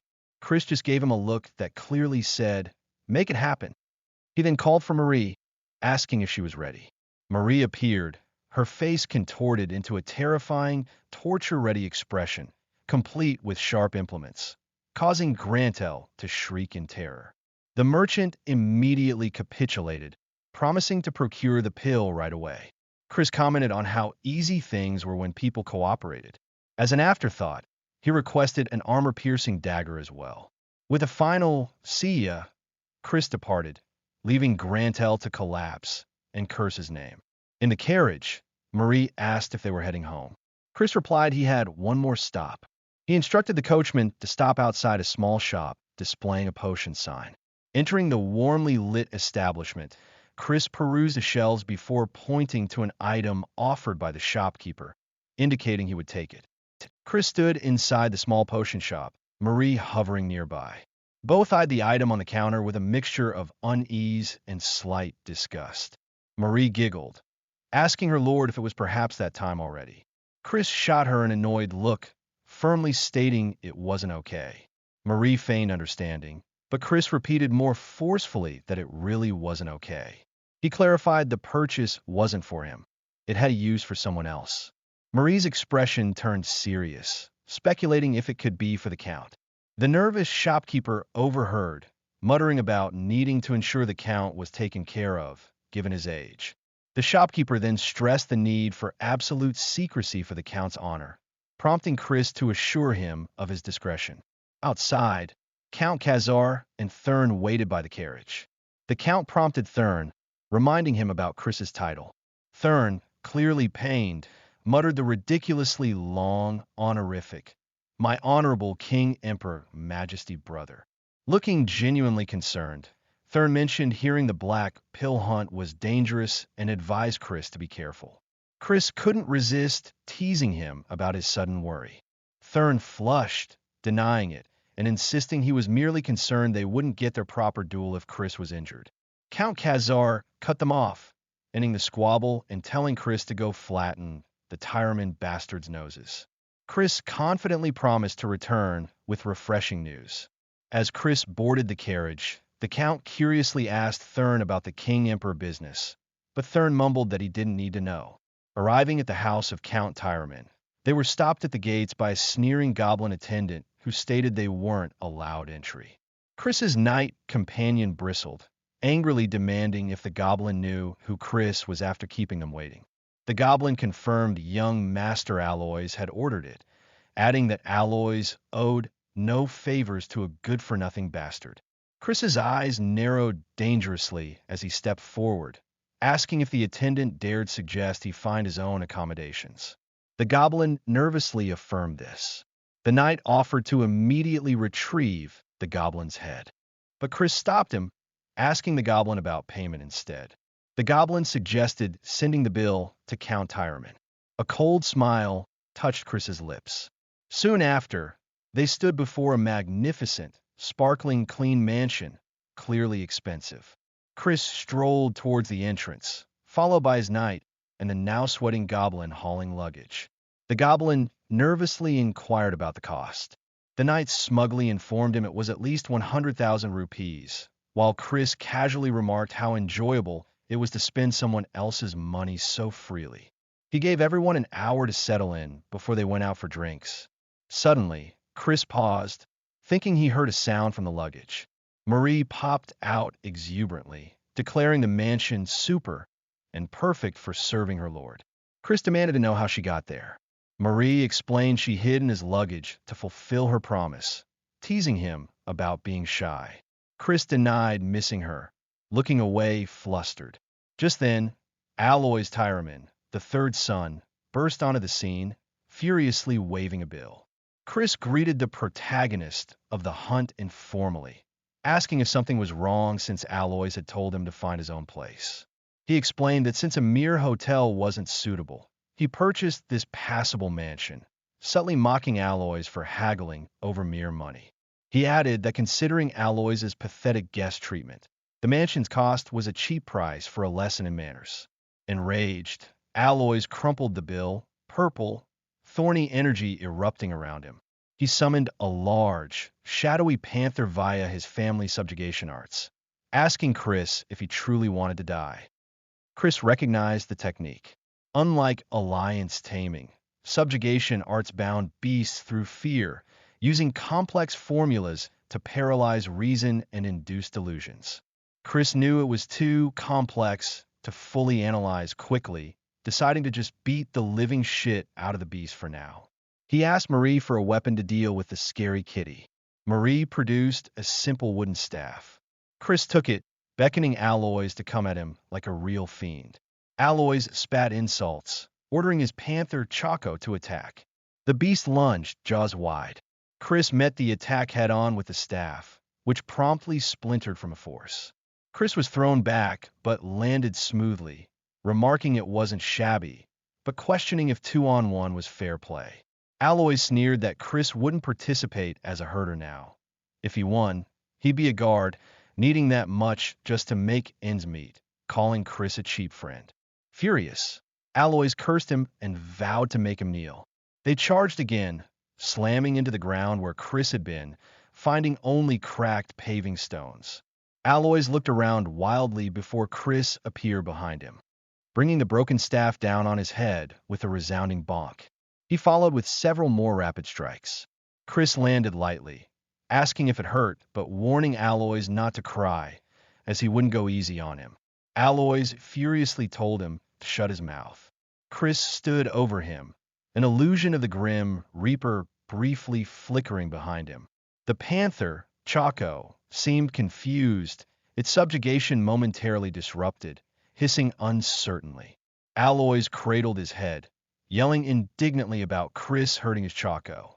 Chris feigned innocence, stating it was merely a 2-star illusion spell, mocking Aloys' pathetic arts for being unable to overcome it. Aloys roared, gathering dark energy for a transformation, summoning spectral nightmare steeds. Chris interrupted, asking if Aloys knew the defining trait of trash bastards. Before Aloys could react, Chris lashed out with a blindingly fast strike, catching Aloys across the face and sending him crashing to the ground, his transformation fizzling out. Chris smirked, reminding the defeated noble that real fighters don't wait around for flashy transformations or long casting times. As the nightmare horses whimpered and faded, Chris continued his charade, mimicking the instructions for a popular children's game. Go. Drop. A concerned servant asked if the young master was certain he could handle the gambling. Chris, leaning back nonchalantly amid scattered cards and chips, assured him there was plenty of time left, stating he should rest when he could. The servant pointed out he wasn't exactly resting right now. Chris retorted defensively, asking what was wrong with a good-for-nothing guy acting like one, seeking backup from Marie. Marie giggled, agreeing everything was fine, as long as the young master avoided actual alcohol, gesturing towards his glass of ginger ale. Chris internally lamented his craving for real alcohol instead of the fizzy substitute. Meanwhile, Alloy's Tyraman's retainers, a beastman and a goblin, watched from a distance, the goblin grumbling about why their master wanted them watching such a bastard. Chris spotted them and waved them over, inviting them to join the table. He leaned in conspiratorially, assuring them their master wouldn't wake until tomorrow after the beating Chris gave him, promising secrecy with a playful finger to his lips. The retainers reacted with shock and anger. Chris casually told them to mind their own business, adding they should have fun watching him instead. He loudly declared his intention to deal the cards and drink their share of the alcohol, while the servant nervously vowed not to go easy on him this time. Later, under the cover of night, the two retainers observed Chris slumped over the table, apparently passed out drunk amidst the gambling paraphernalia. The goblin scoffed, confirming Chris was indeed a good-for-nothing and declaring it pointless to watch any longer. They decided to leave and make their report. As soon as they were gone, Chris's eyes snapped open. He sat up, shedding the drunken act instantly, and moved to the window, watching the annoying pest depart. It was late, time to get moving. He retrieved a small bag, telling Marie he needed to go somewhere quickly and instructing her not to follow. Marie looked momentarily confused before realizing Chris was carrying the aphrodisiac he'd purchased earlier. She blushed, asking if he was going to use it now, much to Chris's shock. He vehemently denied it, but Marie gave him 2 thumbs up, offering to cheer for his nighttime activities while sadly unable to attend him in bed. Chris yelled at her to stop running her mouth, reminding her this comic was rated PG. Marie clearly needed to install an ad blocker in her brain sometimes. Chris journeyed into the dark Khitan Mountains, arriving at the secret Tyraman hunting grounds. He noted the dense, demonic energy, living up to its reputation. He figured the specific hunting ground location should be close. Pushing aside some bushes, he spotted a fortified camp ahead. Only 2 guards stood watch, surprisingly lacked security. Recalling the invisibility spell Marie taught him, he activated it, shrouding himself in faint turquoise energy. Marie's voice echoed playfully in his mind, asking what he planned to do with invisibility magic. Chris mentally groaned, wondering why she always misinterpreted things like that. He slipped past the guards easily and continued deeper into the woods under the cloak of invisibility, eventually discovering a clearing dominated by an ancient, eerie altar bathed in moonlight. This had to be the final stage location for the black pill hunt. The problem remained: how to obtain the pill. He recalled Lena's explanation. A carriage-off beast must offer its life willingly.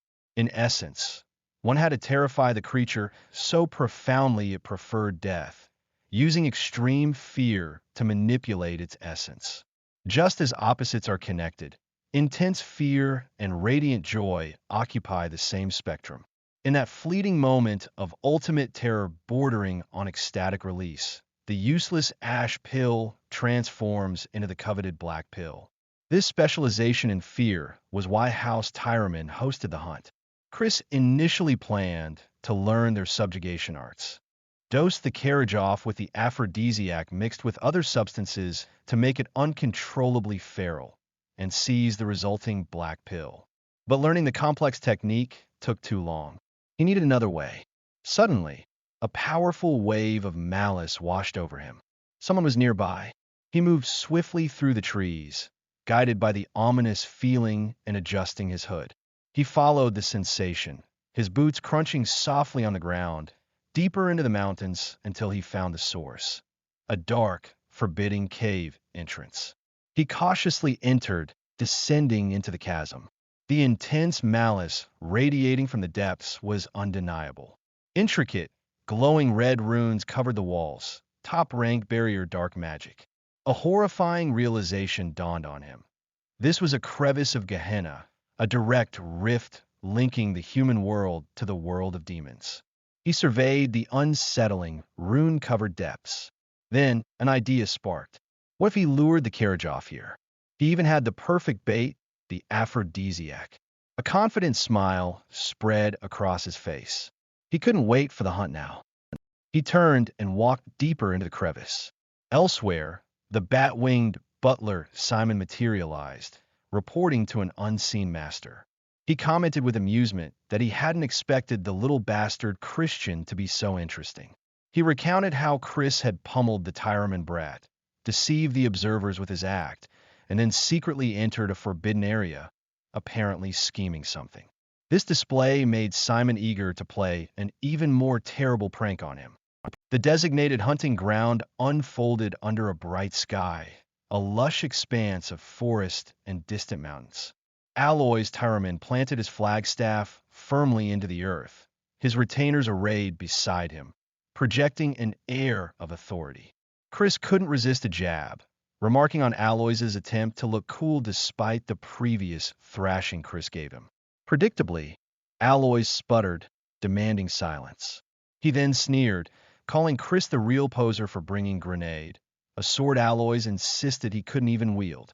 Chris casually retorted that grenade was far more effective than a mere club, offering a demonstration that made Aloys visibly flinch. Ignoring Chris, Aloys ordered the herders to begin luring the carriage off towards the designated altar, while his guards were instructed to follow him. Chris noted a small, almost hidden figure perched high in a nearby tree, observing the proceedings. Impatient, Aloys demanded Chris acknowledge the orders, which Chris did with dismissive agreement. The group stood near the dilapidated altar steps. One of Aloys's beast-eared retainers told Chris pointedly to stay aside, warning he'd only obstruct the hunt. Chris amiably agreed to laze about, adding a sarcastic caution not to come crying for help later when they inevitably mess things up. The retainer surged forward in rage, only to be restrained by Aloys, who advised against wasting energy before the hunt even began. Aloys then dismissively ordered Chris, the good-for-nothing, to guard the flag. Chris settled against a tree with feigned laziness, mockingly wishing them luck. Internally, however, he smirked, confident they were walking right into his trap. He had thoughtfully packed the dagger, and Ash Pillock stored from Grantel, anticipating this exact scenario. Aloys and his retainer moved off, casting wary glances back. Suddenly, Chris's senses sharpened. Something was approaching.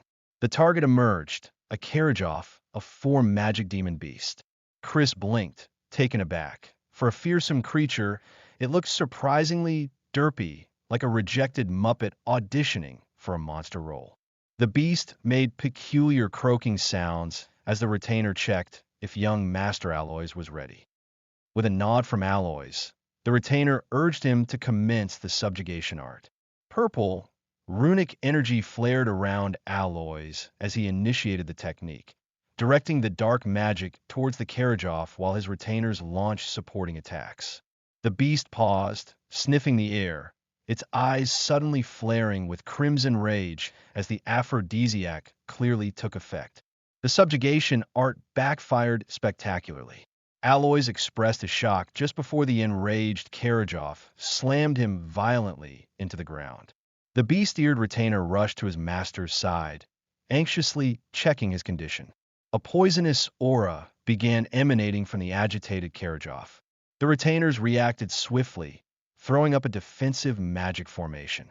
Yet, the carriage off hammered relentlessly against their shields, pecking furiously. An observer noted the futility. The aphrodisiac had driven the beast beyond simple control.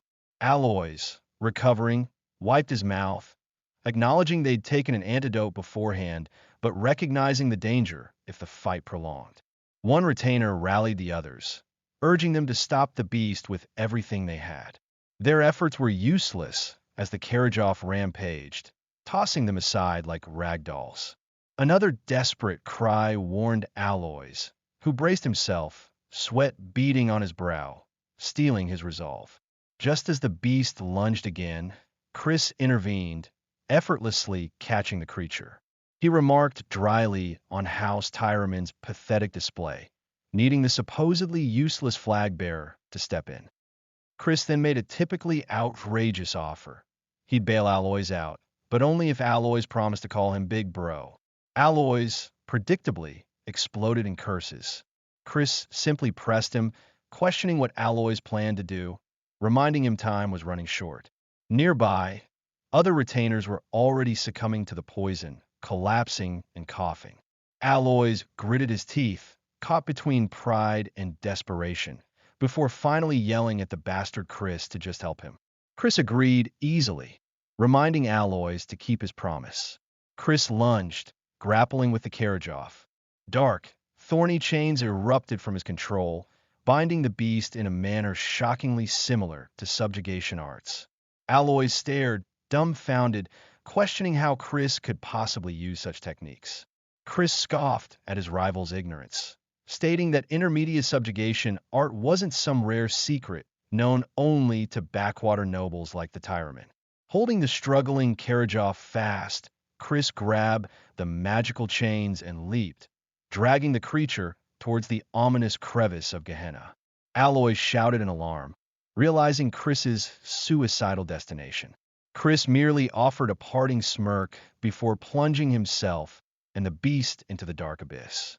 Landing deep within the crevice, surrounded by swirling demonic malice and glowing sigils, Chris held the panting, still-bound Karajov. He leaned in, asking the beast if this was its first encounter with the true terror of Gehenna, urging it to be properly terrified now. The beast's eyes reflected the horrifying abyss, shifting from rage to pure, primal fear, the pupils dilating and turning yellow. Seizing the moment, Chris declared it was time. He drew the dagger and plunged it deep into the terrified creature's core. Moments later, Aloys and his shaken retainers descended into the chasm, calling out anxiously to Chris. Aloys, still catching his breath, warned that the cave was extremely dangerous and they needed to leave immediately. Chris, extracting the spoils from the slain Karajov, told Aloys not to be such a wimp. When Aloys asked what they were supposed to do now, Chris examined the pulsating orb in his bloodied hands. His expression soured slightly. It turned out to be merely an ash pill, not the coveted black pill he truly sought. Chris held up the pulsating orb, confirming to a dismayed Aloys that it was merely an ash pill, not the black pill they sought. Aloys stared blankly for a moment, before erupting, blaming Chris for interfering and demanding to know what they should do now. Chris simply told him to let it go. Unexpectedly, Aloys, looking away with a blush, awkwardly thanked Chris for rescuing his subordinates, admitting they finished the hunt without major injury because of him. Chris acknowledged the thanks, though internally he felt a twinge of guilt, knowing he was the culprit who had swapped the real black pill for the ash pill he now held. Clearing his throat, Chris decided to press his advantage, reminding Aloys of their promise and demanding to be called Big Bro. Aloys reacted with predictable outrage. Chris nonchalantly asked if Aloys intended to go back on his word. Aloys stammered, denying the promise and pointing out the age difference. Before the argument could escalate, a menacing pressure filled the crevice. Aloys and his retainers looked around nervously, sensing the shift as the demonic energy intensified.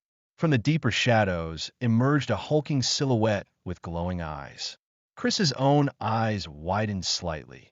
It had been some time since he'd encountered a true plaything from the depths. A powerful demon of Gehenna stood before them. Showing surprising concern, Aloys urged Chris, an outsider, to flee and save himself. Chris, however, glanced toward a specific point high on the cave wall, spotting the lingering observer, Simon. With a flick of his wrist, he sent the bloody dagger spinning through the air, embedding it precisely in the rock near the hidden figure as a clear warning shot. Simon materialized from the shadows, catching the dagger with amusement. He acknowledged Chris's awareness, admitting he'd planned to observe longer before intervening with the demon. Considering the risk, especially if the demon pushed its limits, Simon noted he couldn't teleport everyone out if he arrived too late. With a final thought about Chris's intriguing schemes, Simon vanished in a streak of red energy, leaving the dagger quivering in the rock. Chris smirked, explaining simply that he disliked being peeked at. The demon laughed, mocking Chris's concern as futile for a dead man. Chris quickly assessed his opponent. Compared to the monsters from the Age of Destruction, this was a low-ranking demon, yet easily 5-star, far too strong for his current level. Deciding he couldn't have witnesses, Chris moved. He swiftly subdued Aloys's retainers with a wave of soporific magic. Aloys protested, demanding to know why Chris was making them fall asleep when they needed to fight together, showing surprising resistance to the magic. Chris clicked his tongue, told him to stop talking and go to sleep, then struck him sharply on the stomach. Aloys finally crumpled. The demon watched this, bemused, asking if Chris intended to offer the humans as sacrifices. It magnanimously offered to spare Chris's life and grant a blessing in exchange. Chris scoffed, telling the demon it sure liked to yap. He drew grenade, stating it was his principle never to associate with its kind. The demon recognized the holy sword but sneered, calling the idea commendable but ultimately useless. A holy sword wielded by a fiend was merely junk. It blasted Chris with dark energy. The impact sent Chris staggering back, blood trickling from his mouth, yet he stood firm, glaring defiance. The demon repeated its offer, sacrifice the humans for his insignificant life. Chris met its gaze. Calling Chris a pest, the demon moved to finish him, but Chris retorted, questioning who decided he couldn't use the holy sword. He dashed forward, parrying the demon's attacks with grenade. Concentrating, Chris channeled energy from the true black pill, hidden away earlier, into the holy sword. Grenade responded, erupting in a blinding, pure golden light. The demon recoiled in shock and disbelief, unable to comprehend how a fiend could wield the power of light. Chris smirked, asking if the demon finally felt its life was in danger. Enraged, the demon gathered its power, roaring its intent to slaughter him. A massive ball of dark energy formed. Chris braced himself, raising the incandescent grenade and invoking a legendary technique, Dead Sea Cleaving Light. A torrential wave of holy power surged from the blade, striking the demon. It stared, uttering a final sound of disbelief before being utterly consumed and disintegrated by the overwhelming light. The light faded, leaving Chris panting heavily, blood staining his clothes and face. He acknowledged grimly that he'd pushed his body too hard, before collapsing onto the cavern floor, his consciousness fading. Flashback, a younger Chris sparred with Evan. Evan looked stunned, asking if Chris had truly just replicated his Dead Sea Cleaving Light after seeing it once. Chris demonstrated the form imperfectly, confirming it. Evan sighed, remarking that Chris truly was something else. He explained the technique signified the single flash of light dividing the mythical Dead Sea. Ironically, Evan reflected, despite wielding that light, he himself had failed to become the guiding light for his own clan. But looking at Chris, Evan expressed his firm belief that Chris would surely become the light that would save the world. Present, as Chris lay unconscious in the demon-tainted crevice, an ethereal, feminine hand reached down towards him from a ripple in space-time. A disembodied, shimmering presence observed him, finding the entire situation deeply interesting. Chris awoke with a groan inside the opulent manor of Count Tyraman. He sat up in bed, realizing with annoyance that 2 whole days had passed while he was unconscious, a complete waste of time. Still, a quick check confirmed his body felt fine. More importantly, he reached for the pouch beside his bed. The precious black pill was thankfully still secure. He recalled the mysterious entity, Mefina, that had appeared, realizing he had attracted some unwanted, high-level attention. While fiends occasionally receive the demon's blessing for rapid growth, Chris dismissed the idea. That path was usually for villains, and besides, he doubted a seventh world demon was truly that powerful anyway. A knock preceded the door opening, revealing Count Tyraman, Aloys trailing behind him. The Count inquired about Christian's condition upon hearing he was awake. Chris moved to offer a formal greeting, but the Count waved him down, asking him just to listen. Chris looked puzzled. The Count explained that an investigation squad had checked the cave yesterday. It appeared someone had tampered with the magic circle sealing the entrance to Gehenna. Fortunately, they concluded the demon encountered must have been reverse summoned during the tampering, disappearing shortly after. The Count grimly added that even that fleeting moment was enough time for everyone to have lost their lives. Chris processed this, realizing they believed it was a reverse summon. It was a convenient excuse, saving him the trouble of explaining how he actually extinguished the demon. Count Tyraman paused for a moment, then began with an apology for treating Chris poorly based solely on his undeserved reputation as a good-for-nothing. He bowed deeply, expressing sincere gratitude and declaring Chris a benefactor of House Tyraman. Chris waved it off with a practiced smile, stating that as a member of the Dark Magic clan, he merely did what was necessary, emphasizing their shared connection as family. Internally, he decided to muddy the waters further. If he couldn't get the black pill directly, manipulating the situation was the next best thing. The word family seemed to resonate with the Count. Recovering, Count Tyraman offered his assistance, promising to help Chris with anything within his power. Chris considered this, then made his request. He hoped House Tyraman would shake off the old grudges against House Khazar. He envisioned a new dynamic, replacing the tense, enemy-like relations with a friendly rivalry, allowing for proper advancement together, befitting their kinship. Chris added that the Count surely knew the reason for their feud.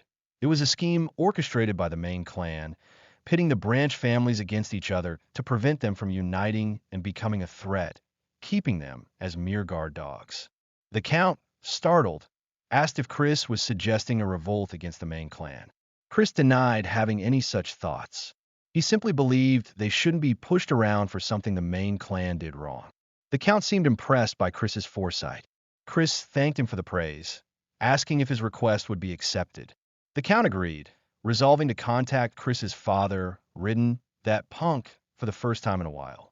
Chris allowed himself a small, satisfied smile. Uniting forces like this, one step at a time, was crucial for establishing a firmer front against the coming age of destruction. The Count then nudged his son, reminding Aloys that he also had something to say. Aloys cleared his throat awkwardly and presented the ash pill. He explained he found it on the cave floor after Chris passed out and had kept it safe. Chris immediately teased him, suggesting that if Aloys was so grateful, he could give him many more things. Aloys predictably shouted in frustration. Count Tyraman laughed heartily, deciding that since he was so grateful, he would offer a gift, a summoning stone necklace capable of storing a rank for demon beast. Chris recognized it as an incredibly rare item. Furthermore, the Count promised to file a report ensuring Chris could participate in the Sacred Dark Rite, wishing him good results. Chris expressed his thanks for both the gift and the encouragement. With a final instruction for Chris to rest up, the Count and Aloys departed. Chris watched them go, a thoughtful expression on his face. Once the door closed, he called out into the empty room, suggesting it was time for his hidden guest to emerge. Simon materialized smoothly from the shadows, acknowledging that Chris had indeed discovered him. Wondering how Chris had seen through his stealth, a feat even Count Tyraman couldn't manage. Chris, reflecting Simon's image in his eye, simply stated he could smell the distinct scent of blood unique to Simon. Simon introduced himself formally as the head butler of the Dark Magic clan. Chris processed the name, recalling where he'd heard it before. His fist clenched involuntarily.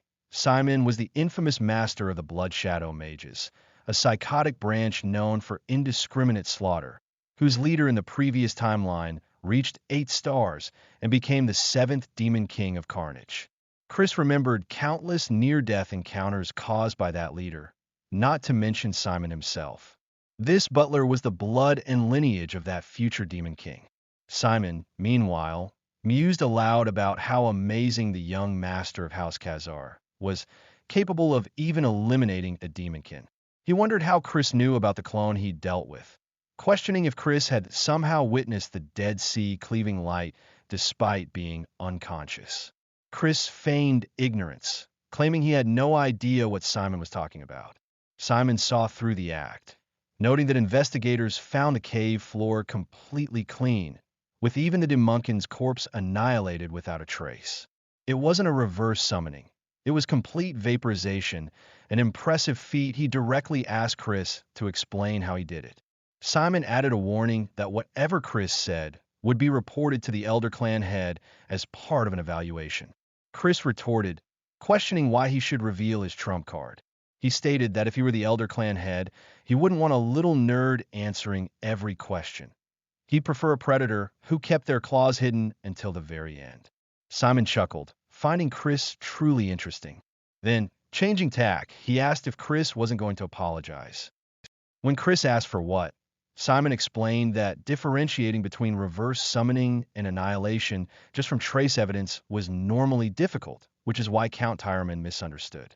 However, Simon knew it was annihilation, so why did Chris believe otherwise? Chris pointed out it was simple when you thought about it. He stated directly that Simon knew because he was the summoner himself. Chris then laid out the situation, a demonkin summoning where a clan member almost died. What would happen if the Elder Clan head learned Simon was responsible for the mayhem? Simon conceded defeat, reluctantly agreeing to take responsibility and keep the matter secret, even offering a half-hearted apology. Chris dismissed the apology, instead telling Simon to remember one thing. He now owed Chris a big favor. Simon coolly asked if this constituted a deal. Chris replied that it would be great if Simon chose to understand it that way. Back in his room at the Tyreman Manor, Marie efficiently packed Chris's belongings into a magically levitating trunk. She announced the preparations for their return home were complete, and Chris gave her a nod of approval. Ready to depart, he opened the door, only to find Aloys Tyreman lingering hesitantly outside. Aloys awkwardly asked if Chris was leaving now. Before Chris could reply, Marie materialized beside him, trunk floating nearby. Chris gestured towards Aloys, reminding him to use the proper title. Aloys looked utterly baffled. Chris elaborated, stating he'd let it slide in front of the Count, but a promise was a promise.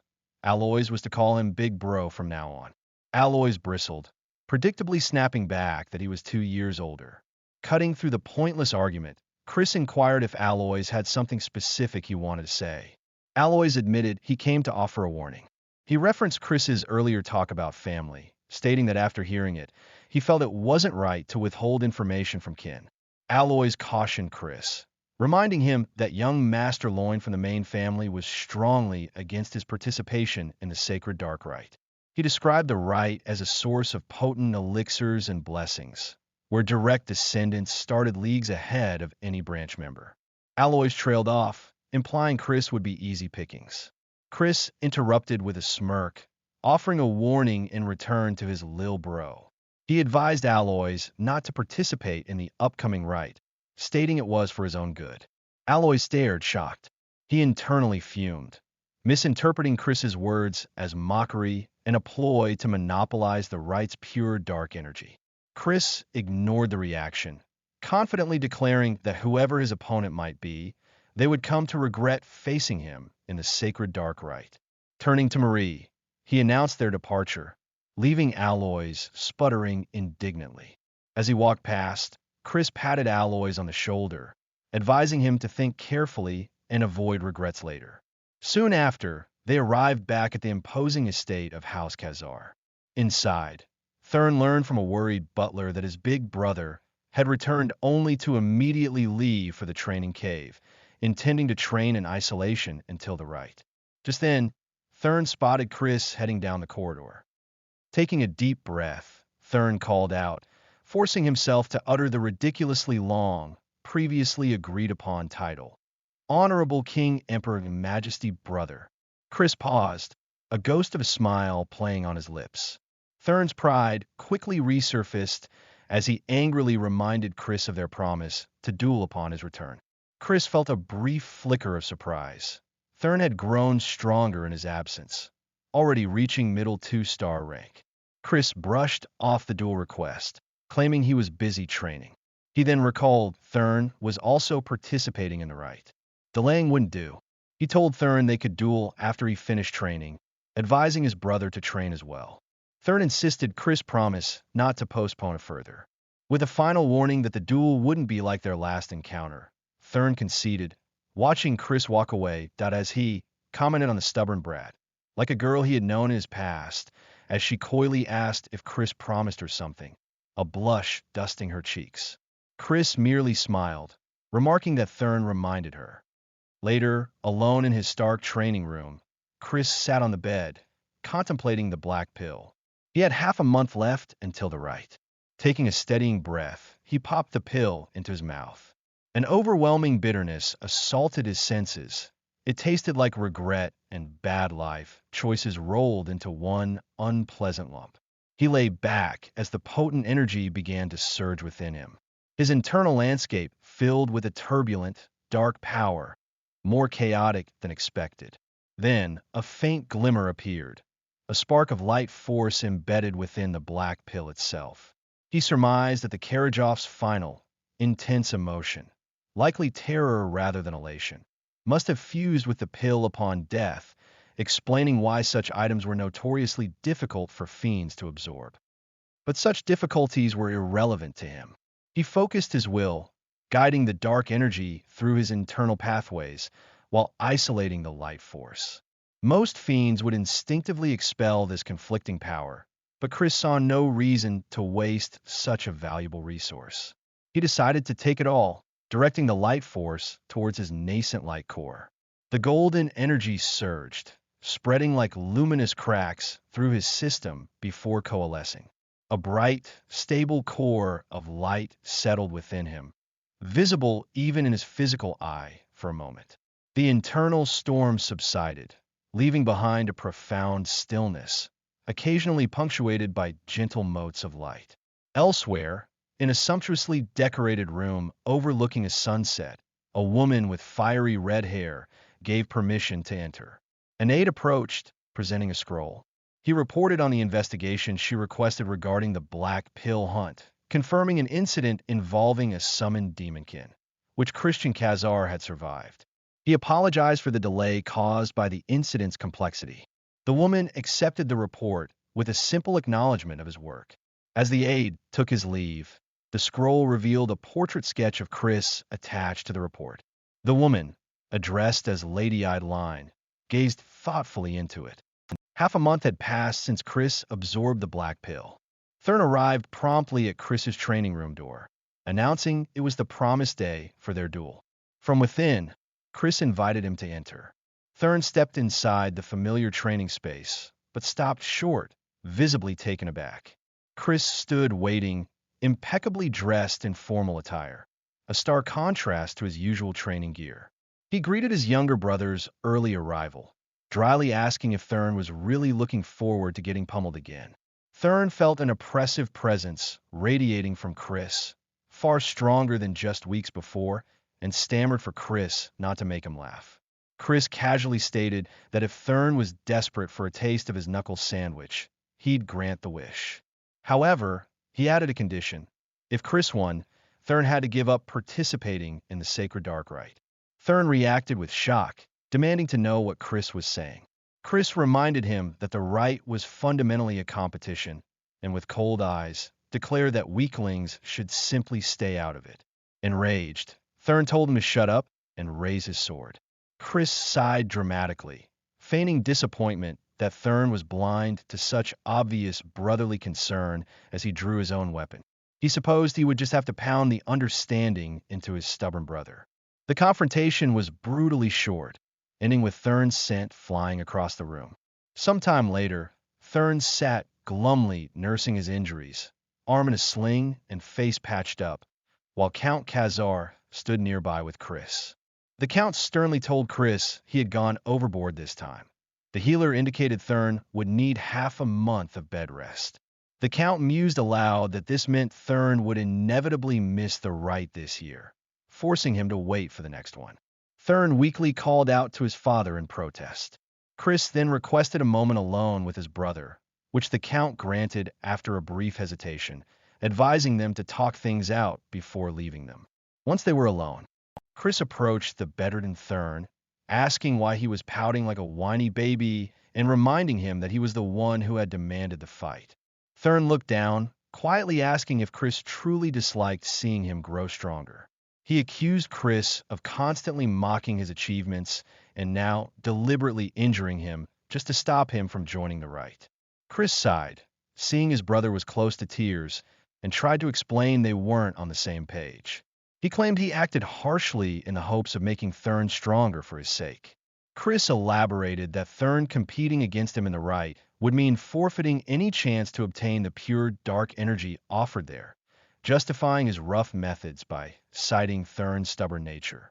More importantly, Chris continued, pure dark energy simply didn't suit Thurn. He asserted that Thurn's true potential lay with gray dark energy. Just as light power had variations, so too did dark energy. Pure dark energy was the highest attribute, but gray dark energy, especially suited for curse magic, ranked just below it. Chris pointedly asked if Thurn hadn't found mastering curse magic easier than swordsmanship. Thurn looked shocked, asking how Chris knew. Chris, unable to reveal his knowledge came from the future, smoothly lied, claiming he could discern that much just from their sparring because he too was fighting with his full capabilities. He explained that taking in pure dark energy first would actually hinder Thurn's mastery of gray dark energy later, potentially slowing his overall growth, something Chris claimed he wanted to avoid, wanting Thurn to grow strong as quickly as possible. Chris finished by sincerely advising Thurn, as an older brother looking out for his younger brother's growth, to reconsider participating in the rite. As a final gesture, he offered a gift, the ash pill he had received from Aloys. Thurn stared in disbelief, recognizing the valuable pill and demanding why Chris would give it to him. Chris waved a dismissive hand, stating it was simply because Thurn was his little brother, adding offhandedly that he had already consumed something better anyway. Thurn looked down at the pill, deeply conflicted and moved. He clutched the gift, tearfully asking why, if Chris was capable of such change, he had behaved like such an imbecile while their mother lay dying, reminding Chris of the heartache he'd caused. Chris offered no immediate answer. Thurn admitted quietly that he hadn't understood Chris back then. Chris looked away, stepping towards the bed. The scene shifted to the exterior of a grand, cathedral-like building where carriages were arriving for the sacred dark rite.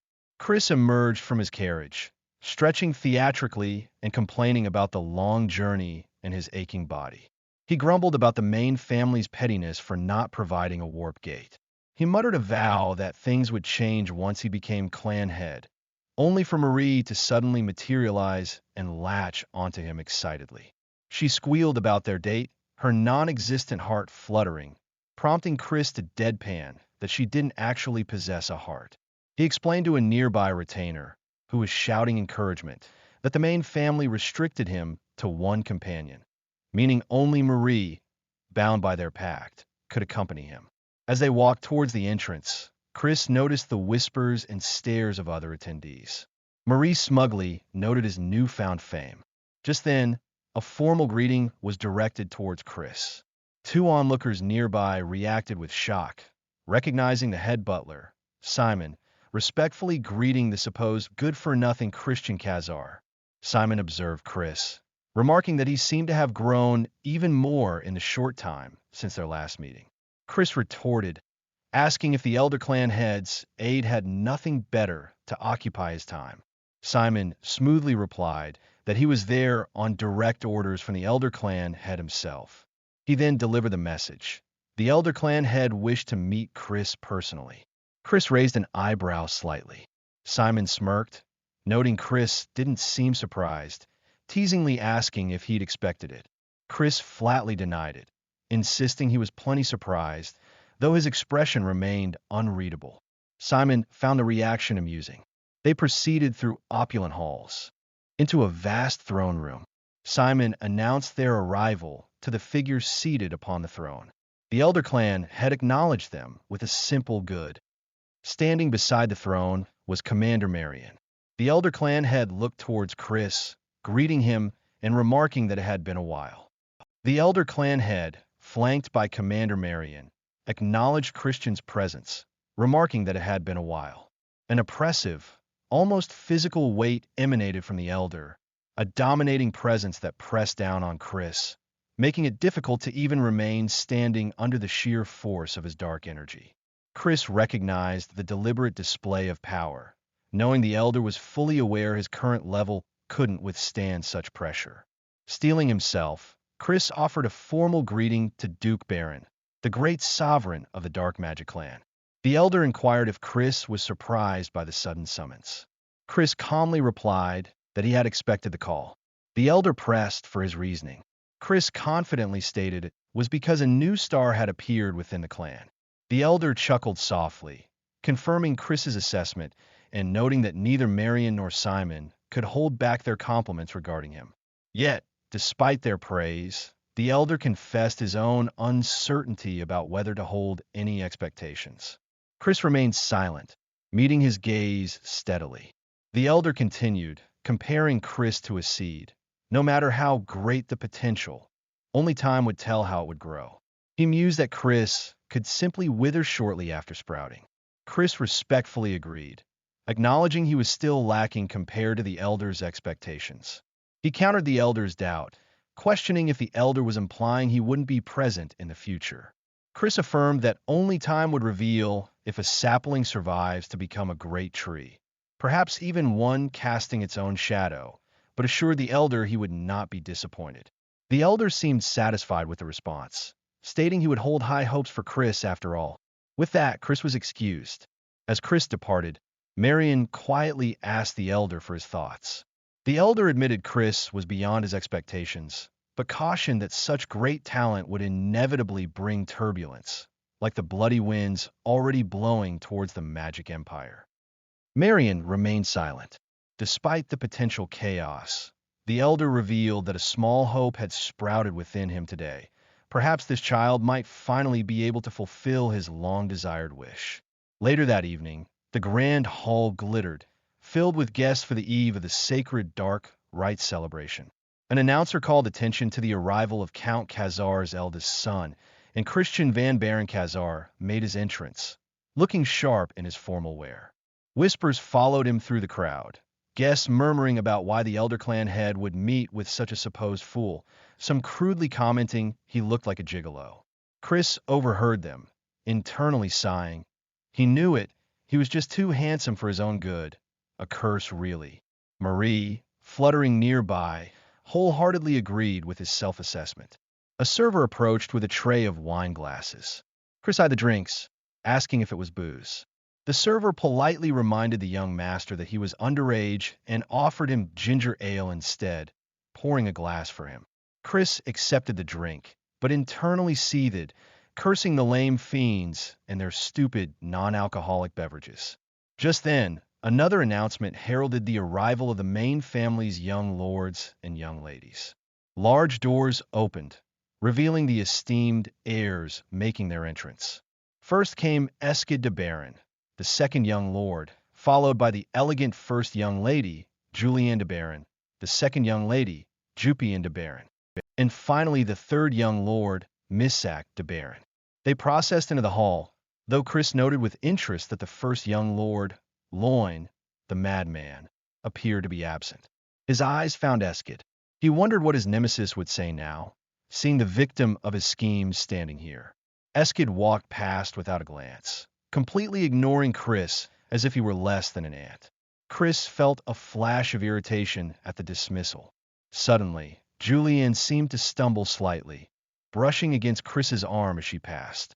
She offered a polite, almost imperceptible nod, continuing on her way. Recalling Marion's warning to be wary of the first young lady, Chris tried to sense any malice or hidden intent, but found nothing out of the ordinary about her. He decided it was enough recon for the day and turned to leave, intending to prepare for the rite.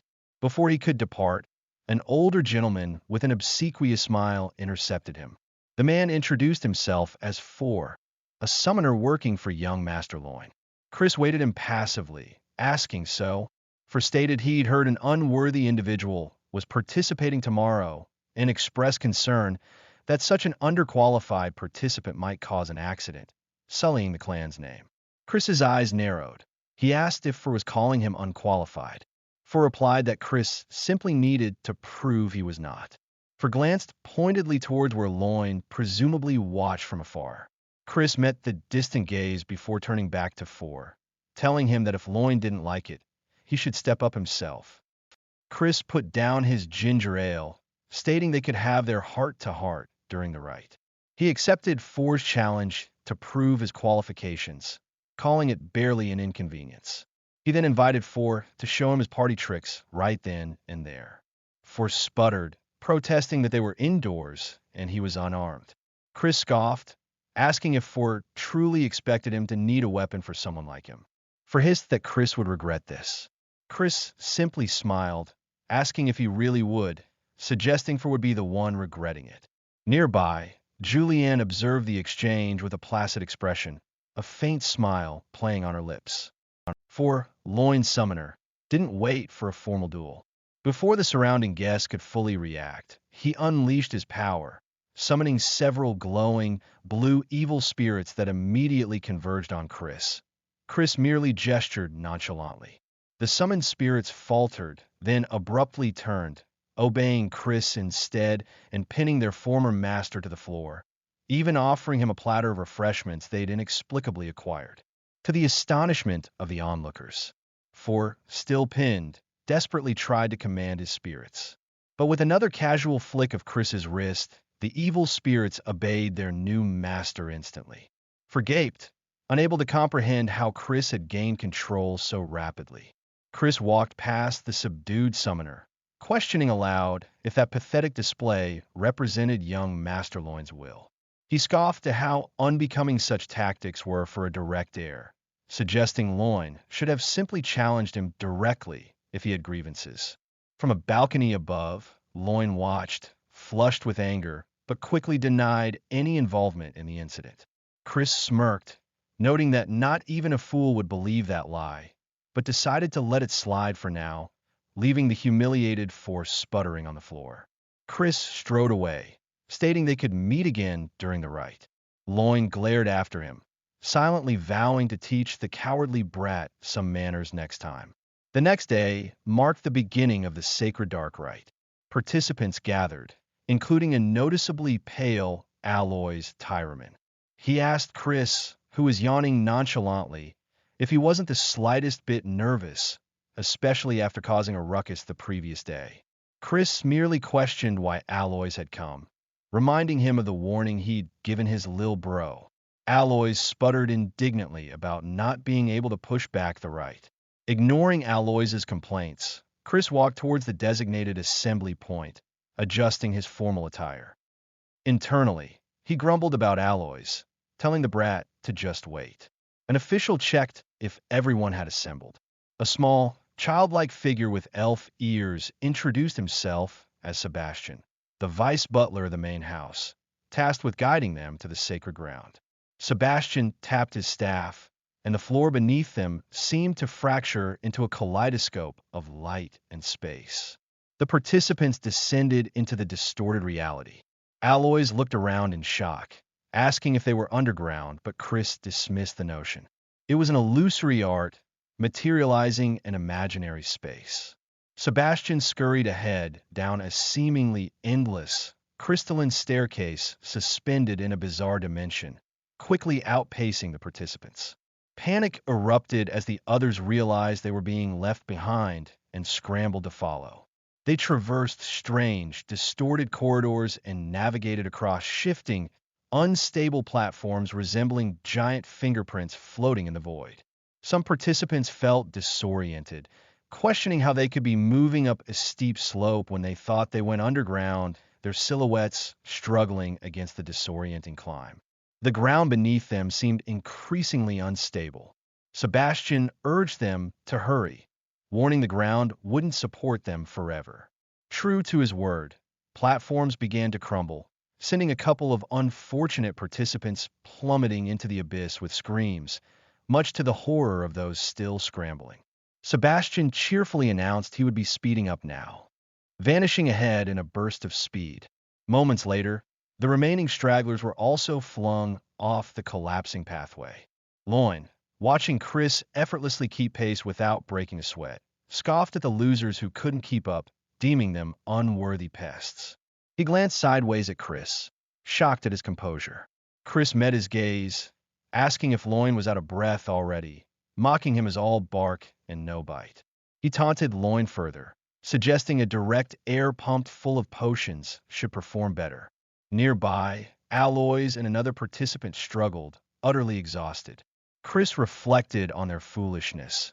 Exerting oneself earnestly in an illusory space was pointless. His own stamina remained untouched, thanks to a simple spell twisting the space's properties, making him essentially invincible within this realm. Sebastian, observing Chris's easy progress alongside Loin, correctly identified him. They finally arrived in a vast, dimly lit chamber with high, arched ceilings. The participants collapsed, panting heavily. Alloys, gasping for air, demanded to know why Chris was completely unscathed. Chris casually pointed out that this was why Alloys should have trained his body more instead of relying on his beast all the time. Maybe lay off the tendies too. Suddenly, a brilliant crystal materialized before them, pulsing with light. The light intensified, bathing the participants in its glow. An ethereal voice welcomed them, announcing this was the sacred ground where the purest dark energy burst forth, the sacred darkness. A figure coalesced from the light, introducing itself as Rihu, the manager of the sacred ground, welcoming the young masters and misses. Rihu, the ethereal manager of the sacred ground, formally welcomed the assembled young masters and misses. Their task today, Rihu explained, was to obtain the great pure darkness, following the path of the clan's progenitor, the third-ranked demon king, known as the Dark Destroyer. Lines of pure energy snaked across the floor, extending towards different archways as Rihu spoke. However, Rihu cautioned, the source was finite. There wasn't enough energy for everyone to share. Furthermore, demon beasts residing within the paths would test their worthiness. Chris casually raised his hand, cutting straight to the point, and asking if it was simply based on who arrived first. Rihu acknowledged young Master Christian's perception was correct. When someone asked about potential conflicts, Rihu clarified that unforeseen mishaps or competitions between participants would lead to disqualification, as each participant would be on a different path and shouldn't encounter one another theoretically. Rihu emphasized avoiding conflict on the off chance they did meet, warning that wasting time only benefited competitors. A countdown began. 4, 3. Rihu advised them to focus 2 on their own safety. 1. With the final count, Loin shot forward with a smug grin, determined to seize his birthright. Rihu watched the participants depart, Sebastian hovering nearby. The diminutive butler cheekily asked Rihu if they wanted to bet some blood juice on the winner, but Rihu ignored him completely, prompting a disgruntled huff from Sebastian as he trotted off. Torches flared along a dark, stone corridor as Loin raced ahead. He soon encountered opposition. A three-headed, flame-wreathed demonic beast lunged at him. Loin met the attack head-on, unleashing a blast of purple dark energy that struck the creature squarely, causing it significant damage. He pressed his advantage, easily dispatching the beast, dismissing it as a mere low-rank 2 magic creature. Nothing to him, an upper 2-star fiend. He smirked, confident that Bastard Christian must be having a much rougher time. Loin gloated internally about his clever plan. According to the rules, each path should be identical, but he had bribed a mage to ensure only Christian's path was populated with stronger demon beasts. This place would be Christian's grave. Christian would inevitably encounter overwhelming foes by pure coincidence and meet a tragic, overlooked end as deaths during the rite were ignored. Loin finally reached a large, ornate double door, grinning triumphantly, certain he was the first to arrive at the door to the treasured ground. His triumphant expression froze. Chris was already there, leaning against the wall and asking what took him so long. Loin stared, utterly bewildered, demanding how Chris could possibly have gotten there so fast. Chris simply replied that there wasn't much to it. Loin insisted it was impossible, spluttering that Chris's path should have had much stronger monsters. A slow smile spread across Chris's face as realization dawned. So Loin was behind the rig path. Chris chuckled, remarking he'd thought the monsters seemed a bit underwhelming for their supposed level. Loin bristled at the blatant mockery, demanding who Chris thought he was talking to. Chris casually flicked a card between his fingers, asking if formalities were necessary when it was just the two of them. Enraged, Loin declared Chris an arrogant asshole. He acknowledged that fighting was taboo during the rite, but roared that he would crush Chris here and now anyway. Loin lunged, dark energy swirling around his fist, unleashing a magic combat art, a technique designed to explode magic power at close range or disable opponents by snapping joints. Chris sidestepped the blow with ease. Loin cursed the slippery rat as he gathered power for another strike, vowing to break him. Chris merely called him a dummy and effortlessly caught Loin's incoming wrist. Loin looked shocked for a split second before Chris twisted, advising his rival not to cry even if it hurt. Loin's face contorted in agony as a sickening crunch echoed, followed by his scream. Just then, Aloys arrived, panting heavily from exertion. He gasped, seeing Loin unconscious on the floor, and demanded if Chris had done this. Chris simply called him a slowpoke and asked if Aloys would faint on his own, or if Chris needed to beat him until he did. Aloys, refusing to back down, declared he hadn't been idle and gathered his own magic, challenging Chris to come at him. Chris sighed, noting the déjà vu, and promptly knocked Aloys unconscious beside Loin, figuring someone would eventually collect them. Chris paused, his thoughts turning serious. 5 years from now, the first great war against the Alliance would break out. Before then, he absolutely needed to have the Dark Magic clan firmly within his grasp, which was precisely why he mused he couldn't afford to share even an ounce of the sacred darkness with these fools. Having finished his cleaning up, Chris turned towards the great doors, now pulsing with power. It was time to take possession of the sacred darkness. Chris stood before the great doors, reaching out towards the pulsating energy crackling between them, the sacred darkness. This was the power that offered a fiend the chance to become a true, transcendent being. He knew the legends. The current Elder Clan head had absorbed 80% of this power, making him one of the strongest beings alive, rivaling even demon monarchs. The clan's progenitor, the Dark Destroyer, became a demon king after absorbing over 90%. Chris clenched his fists, determination hardening his gaze. If he could somehow absorb 100% of the pure dark energy. He stepped forward into the chamber where the raw power coalesced into a swirling, dark orb. He could potentially surpass even the mightiest demon emperor. Reaching out, he began the perilous process of drawing the immense energy into himself. Meanwhile, back in the main family's audience chamber, the elders received the final report from the rite. Disbelief filled the room. Every participant other than Christian Khazar had been eliminated. Young Master Loin was reported to be in serious condition. Speculation arose immediately. Perhaps Christian used some trick, a banned magic tool, even. One agitated elder demanded a thorough investigation and punishment. But Jupian, the second young lady, cut them off, declaring an investigation unnecessary. She stated confidently that the bastard Christian wouldn't be able to enter the sacred ground anyway. The fact he hadn't emerged for 2 whole days, she reasoned, could only mean one thing. Unless the sheer quantity required this much absorption time, he had already been crushed by the overwhelming power of the sacred darkness and died. She recalled that even the formidable Elder Clan head had reached a limit to how much he could absorb. That bastard was undoubtedly dead, likely without even a corpse remaining. She stood silently for a moment, resolute.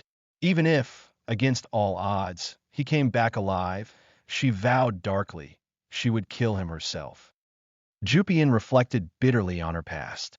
After her father died fighting the Alliance, she and Loin were adopted by their uncle, Viscount Langham. Her footing within the clan was already unstable, and with Loin now failing to receive the sacred darkness, his support would vanish. No one would back him as successor now. This setback for Loin solidified her own position. Christian would pay for this indignity. Elsewhere, servants gossiped, asking if that good-for-nothing was out yet. One sneered that he must already be dead, calling it punishment for his greedy ambition. Another pointed towards Marie, who waited patiently by a window, commenting that the ghost would soon meet her master's ghost. Marie's ethereal form flickered. Though her heart fluttered waiting for her young master, she turned to the servants, her usual playful demeanor replaced by chilling intensity. She warned them that if they kept being noisy, she'd turn them into ghosts under her control, perhaps assigning them to scrub spectral floors for eternity. Got it. The servants shrieked in terror and fled. Marie turned back to the window, silently urging her master to return quickly, thinking that making a maiden wait was not cool at all. Floating in a void of pure, overwhelming darkness, Chris struggled. An unending pressure choked the breath from his throat. He estimated he was only around the 70% absorption mark, finding it far more difficult than anticipated. Yet he couldn't stop. He steeled his resolve, knowing the real test began near 90%.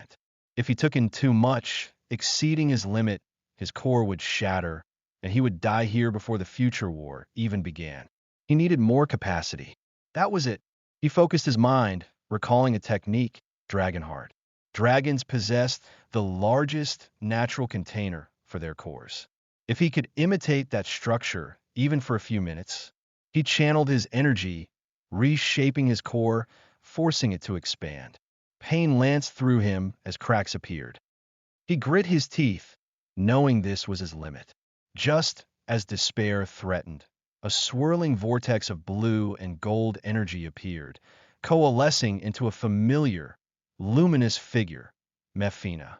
Chris stared, shocked, wondering how a demon could enter this sacred space. Mefina explained serenely that the power of demons allowed communication with darkness, making entry no difficulty for her. It was therefore possible, she stated, for her to help him in this instance, offering her aid without any conditions. Chris wary asked why. Mefina simply smiled, calling it a fleeting whim. She extended her glowing hand, inviting him to take it and absorb all of the remaining sacred darkness. 1 week later, the Elder Clan head sat enjoying tea with Marion in a sunlit garden, Simon standing nearby. Marion commented that with no news even now, she would be hard-pressed to say Christian was still alive. She couldn't fathom such reckless greed. Simon interjected smoothly, adding that Viscount Langham, the acting head, agreed and wished to close the pathway leading to the sacred ground soon. He politely asked the elder if he would give the command. The elder scowled slightly, muttering about the wicked brat testing him. He turned to Simon, asking the blood drinker if he truly thought the reckless child was still alive. Simon admitted the odds were close to zero, but added with a grin, wasn't he quite the interesting young master? The elder considered this, lost in thought. Finally, he gave his decision. Tell Langham to keep the path open for one more day. Marion bowed silently and departed, leaving the elder alone with his thoughts and Simon's unsettling smile amidst the peaceful scenery. Chris felt his core fracturing under the immense pressure of the sacred darkness. Pain ripped through him.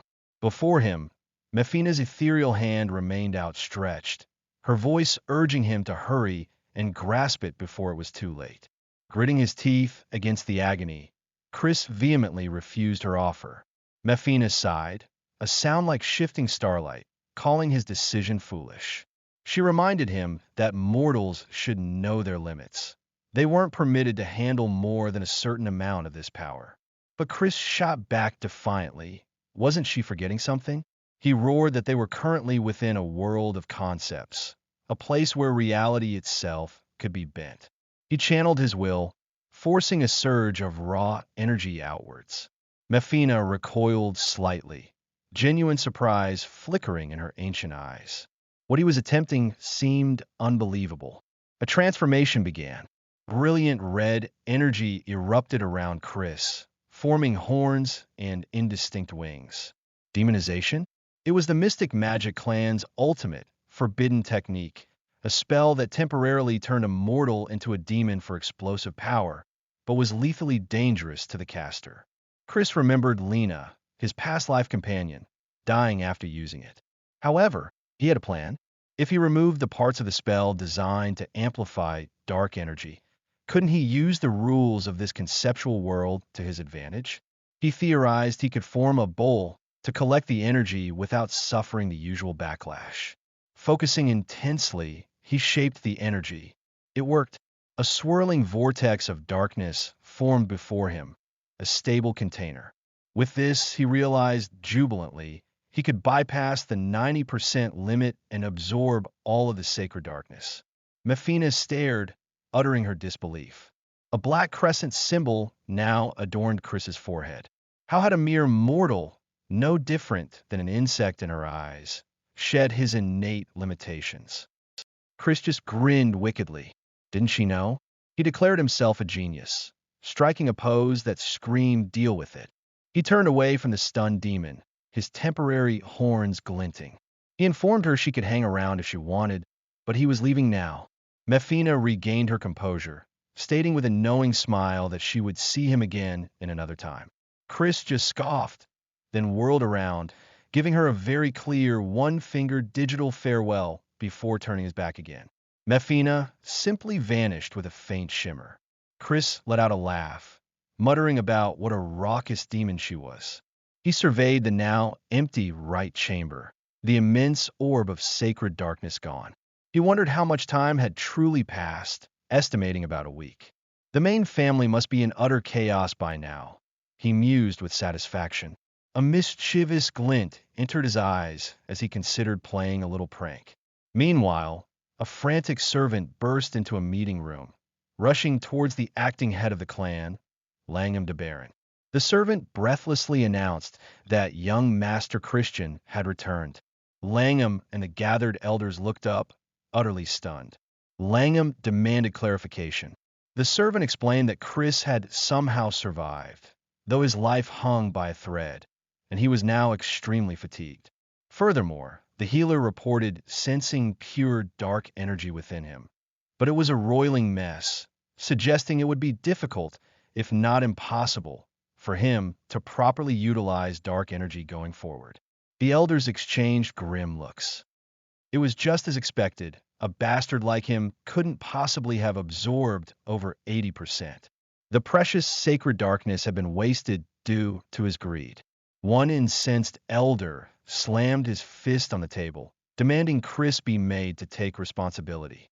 Langham, however, held up a hand, his expression unreadable. He calmly stated he would keep note of this, dismissing everyone and ending the meeting for the day. Once alone with his aide, Macfield, Langham's cold facade remained. He asked Macfield if the reports about Chris's core were true. Macfield confirmed he observed the healer, and it was clear there was a severe problem. Langham fell silent, tapping his finger, his mind racing. Macfield stood rigidly. Langham finally spoke, his voice low and dangerous. He reminded Macfield that Loin needed to become the young lord. He was meant to be the sacrificial lamb, the key to their plans involving the Poison Magic clan.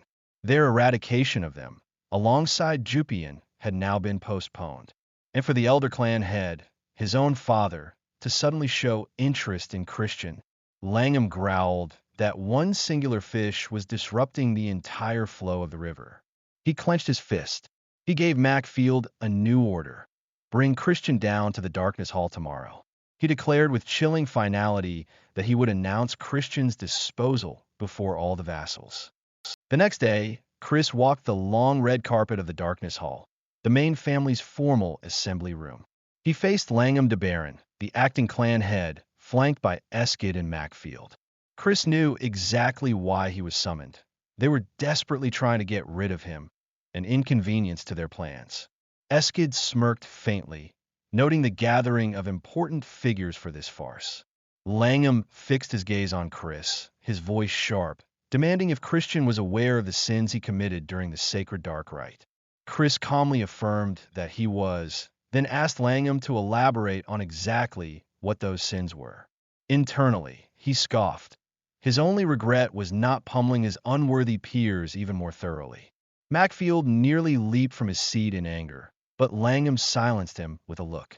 The acting head declared Chris's mistake, monopolizing the clan's precious resource, the sacred darkness, yet failing to produce a result befitting that privilege. Chris inquired smoothly what measure Langham was referring to. Langham specified the expected minimum, a purity of at least 70%. Chris then asked what punishment awaited him if he hadn't met that threshold. Langham listed the severe consequences: denial of inheritance of any dark magic techniques, permanent banishment from main house grounds, and the forfeiture of his right to succeed Count Khazar. Chris gestured idly, questioning how his results would even be judged, pointing out that it seemed even the acting clan head couldn't fully measure it. At this, Eskid stepped forward, addressing Chris with false cordiality as his dear younger brother. He proposed a solution, a dark energy clash to gauge Chris's purity, despite the reported chaos within his core. Since Eskid himself had absorbed 70%, he argued, if Chris could overpower him in the clash, it would prove Christian had achieved a purity greater than that baseline.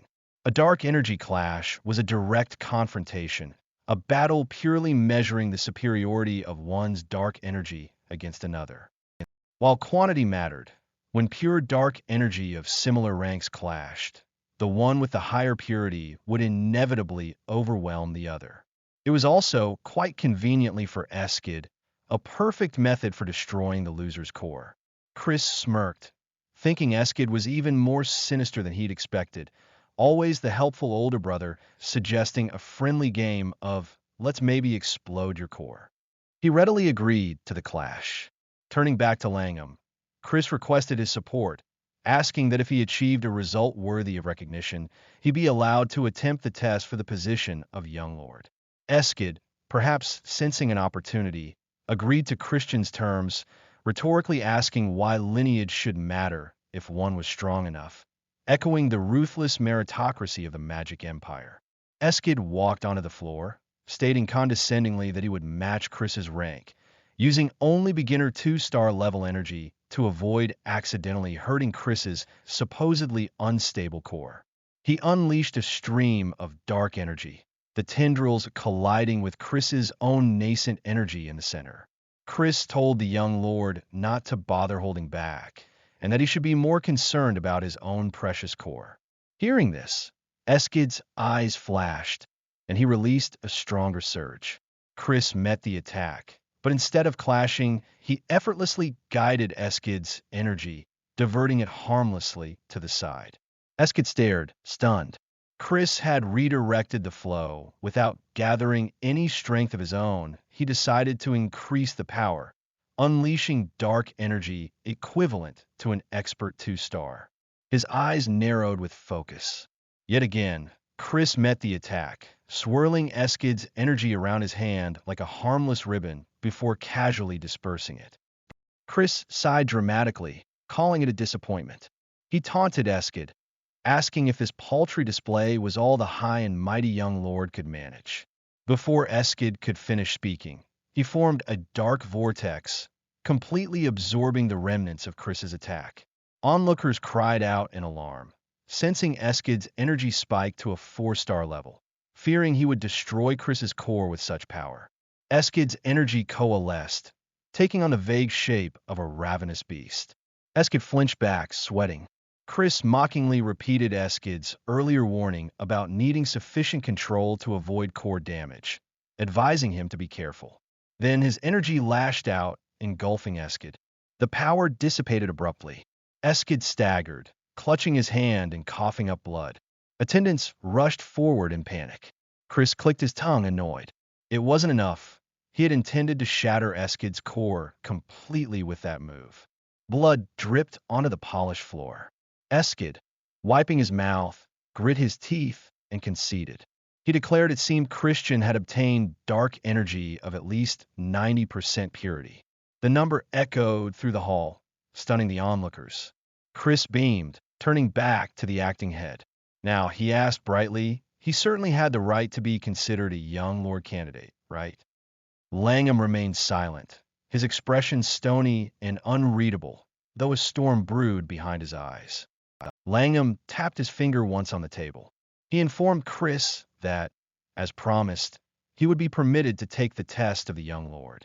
However, he stressed, no member of a branch family had ever taken this test before. As acting clan head, Langham declared he would randomly select a test for Chris, whose qualifications would be assessed at two distinct points. First, Chris must prove his talents. Second, he must achieve a feat befitting a potential young lord. Chris inquired how he was meant to prove his talent. Langham delivered the first condition: reach the 3-star level within 3 months. Chris almost laughed.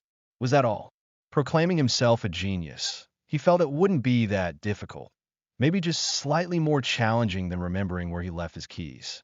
Langham merely offered a thin smile, stating he looked forward to seeing the results in 3 months. Later, in a private room, Langham sat opposite Eskid. He took a sip from his cup, expressing his disappointment in his son's performance during the clash. Eskid lowered his head, admitting it was his fault for underestimating Christian. He clutched his still throbbing hand, revealing that his core had also taken a blow from the encounter. He urged his father that they needed to deal with Christian quickly before he became a bigger problem. Langham remained unconcerned. He reminded Eskid why they deliberately avoided absorbing more than 70% of the pure dark energy. The higher the purity absorbed, the exponentially more difficult it became to raise one's energy rank. Achieving even a 3-star level would take Chris significantly longer than others. Eskid considered this, questioning how difficult it would be for someone who had absorbed 90%. Langham leaned back, radiating confidence. No matter how much of a genius Chris might be, he asserted, he would inevitably hit that insurmountable wall.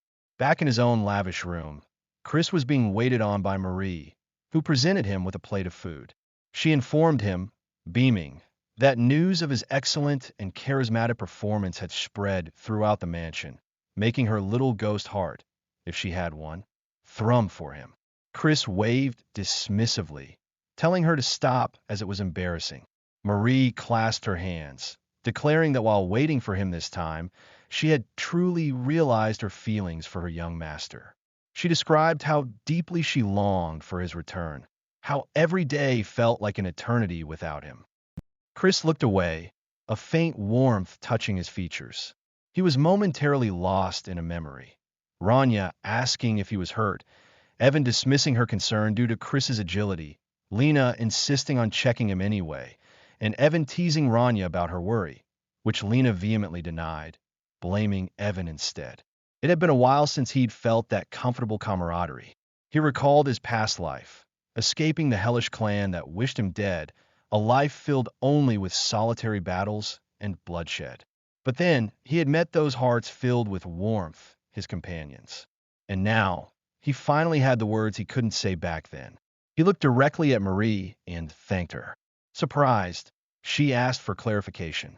He repeated his thanks, genuinely grateful that she had waited for him. Marie blushed furiously, thinking he had finally understood her true feelings. As her spectral form practically vibrated with joy, Chris deadpanned that she didn't actually have a heart. She instantly retorted that was only because her young master had stolen it, leaving Chris momentarily speechless. Sighing, Chris decided that since she had waited, he would give her a reward, suggesting they go for a walk together. Marie's eyes widened. Really? When Chris confirmed, she grabbed his hands, bouncing with excitement, repeating really over and over. They strolled along a sunlit garden path. Chris reflected that while relaxing was good, he still faced the daunting task of reaching 3 stars in 3 months. It would be tight, likely difficult even with tutors, especially trying to manage 90% pure dark energy alone. His thoughts were interrupted by a familiar voice asking if he was still focused on causing problems. He turned to find Marion approaching. He greeted his aunt politely. Marion questioned if this was the right time for carefree wandering and asked if he had found a teacher yet. Chris's hopes rose, thinking she might offer, only for her to flatly state no when he playfully implied she might be the one, much to his disappointment. She then clarified that she wouldn't be the teacher. Intrigued, Chris followed her instructions to come with her, quickly apologizing to Marie and promising to see her at dinner. Marie watched them go as Chris followed his aunt up a grand staircase. As they walked, Chris thanked Marion for thinking of him, regardless of who the teacher was. Marion replied cryptically that he shouldn't be thanking her. When Chris asked why, she warned him that he would understand soon enough. The teacher was notoriously unkind in his methods. She added that not one of her own siblings had ever been able to keep up with his demanding lessons. Still, she cautioned, this opportunity wouldn't come again, so he must work hard not to disappoint. Chris stepped forward. They arrived before a large, ornate entrance. Standing there was a small figure that made Chris blink in confusion. It was a young boy with striking white hair and formal attire. Chris turned to Marion, suggesting quite seriously that he thought this kid was lost. Chris stared blankly at the small boy, still convinced his aunt had led him to a lost child. He leaned down patronizingly, ruffling the boy's white hair and asking where his parents were. The boy's eyes flashed with sudden, intense pressure.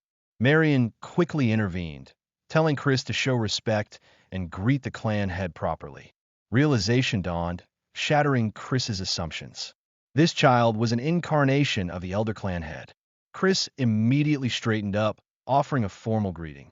The elder, now speaking with his true, aged voice despite the youthful appearance, acknowledged Chris, musing that Chris had absorbed 90%. No, perhaps even more than that. He commended Chris for accomplishing something great, though he also called the decision to absorb so much a foolish one. Chris readily agreed. The elder elaborated, explaining that as someone who absorbed 80% himself, he faced walls higher than others. Even their progenitor needed the demon emperor's grace to reach his stage. The elder confessed he couldn't fathom the walls Chris would face and offered, if Chris wished, to return a portion of the absorbed energy back to the ether. He suggested 80% was manageable for Chris's talent. Anything beyond was mere greed. Chris cut him off politely, asking if he could pose a question. He directly asked the clan head why he thought the dark magic clan had become so weak. Marion gasped at his audacity. The elder asked if Chris believed there was a reason. Chris continued, acknowledging the clan's prosperity under the elder, but pointing out they were still seen as the weakest of the 12 noble clans, not feared as they should be. Chris stated the only explanation, a lack of absolute stage individuals, those 8 stars and above. The elder's eyes widened slightly. Chris recalled the future. Nordian, the clan head, would die when the demon king of carnage attacked. With number 8 stars and few 7 stars left, the remaining forces and soldiers would fight bravely, but ultimately be defeated and enslaved. Such was the crucial importance of those absolute stage powerhouses. Chris asserted there was no way the elder wasn't worried about this. Marion acknowledged the concern about Chris being crushed by the energy's weight. But Chris pressed on, his eyes gleaming. Wasn't the elder curious? With this power, would Chris merely strengthen the clan, or could he leap above those trials, grasp that potential, and become a being of limitless power? The elder was silent for a moment, then chuckled, impressed by the rascal's way with words. He hoped Chris wouldn't regret them. Before Chris could react, the elder acted, a swirling vortex of dark energy erupting beneath Chris's feet and pulling him down. The world shifted. Chris found himself catching his breath in the middle of a sunlit forest. A voice echoed, the first task to inherit the pure dark energy. Before Chris could even process the pardon escaping his lips, the task was revealed, survive. 2 massive, snarling beasts materialized before him. A twin-headed bear infused with dark energy and a rock lizard. Chris's eyes widened. Whoa, okay, maybe he was in a little danger. Meanwhile, back in the room, Marion watched Chris's trial unfold within a scrying orb. She sighed, recognizing the trial. She questioned the clan head, pointing out the danger of throwing a 2-star child into a den with 4-star magic monsters. The elder casually snapped his fingers, asking if one monster wasn't enough. Suddenly, a rock lizard appeared beside the bear in the orb's projection. Marion looked exasperated, muttering an apology to Chris. The elder explained his reasoning. As Chris struggles to survive, he will confront the true nature of pure dark energy. Understanding, the elder believed, comes fastest and deepest when one is forced onto the brink of death. He only hoped Chris wouldn't get hurt too badly. The elder then casually turned to Marion, asking if she had prepared them. Marion confirmed, producing a box of exquisite sweets. The elder eagerly popped one into his mouth, remarking idly that he always craved sweets after using dark energy. Night fell outside. Marion stood silently beside the elder, who commented that watching videos or scrying orbs, same difference, in the dark was the best. He settled in, declaring they would watch his grandson's training play out. Back in the forest, Chris faced the twin-headed bear and the rock lizard, realizing just getting hit once would likely break his bones. The rock lizard lunged, spitting a stream of green poison. Chris dodged frantically, yelling, "Poison spit! Mommy!" in panic. He knew one mistake could kill him, but, he reasoned, it was just a training assignment. Surely the clan head wouldn't give him a task without an answer. The elder, munching on another sweet, seemed to read his thoughts. Marion informed the oblivious Chris, via the elder's commentary, that no, there was no answer. The elder just wanted to see him get pummeled and thrown about. Understanding dawned on Chris. All right then. Rolling up his sleeves, he declared with newfound determination that something like this would be a piece of cake.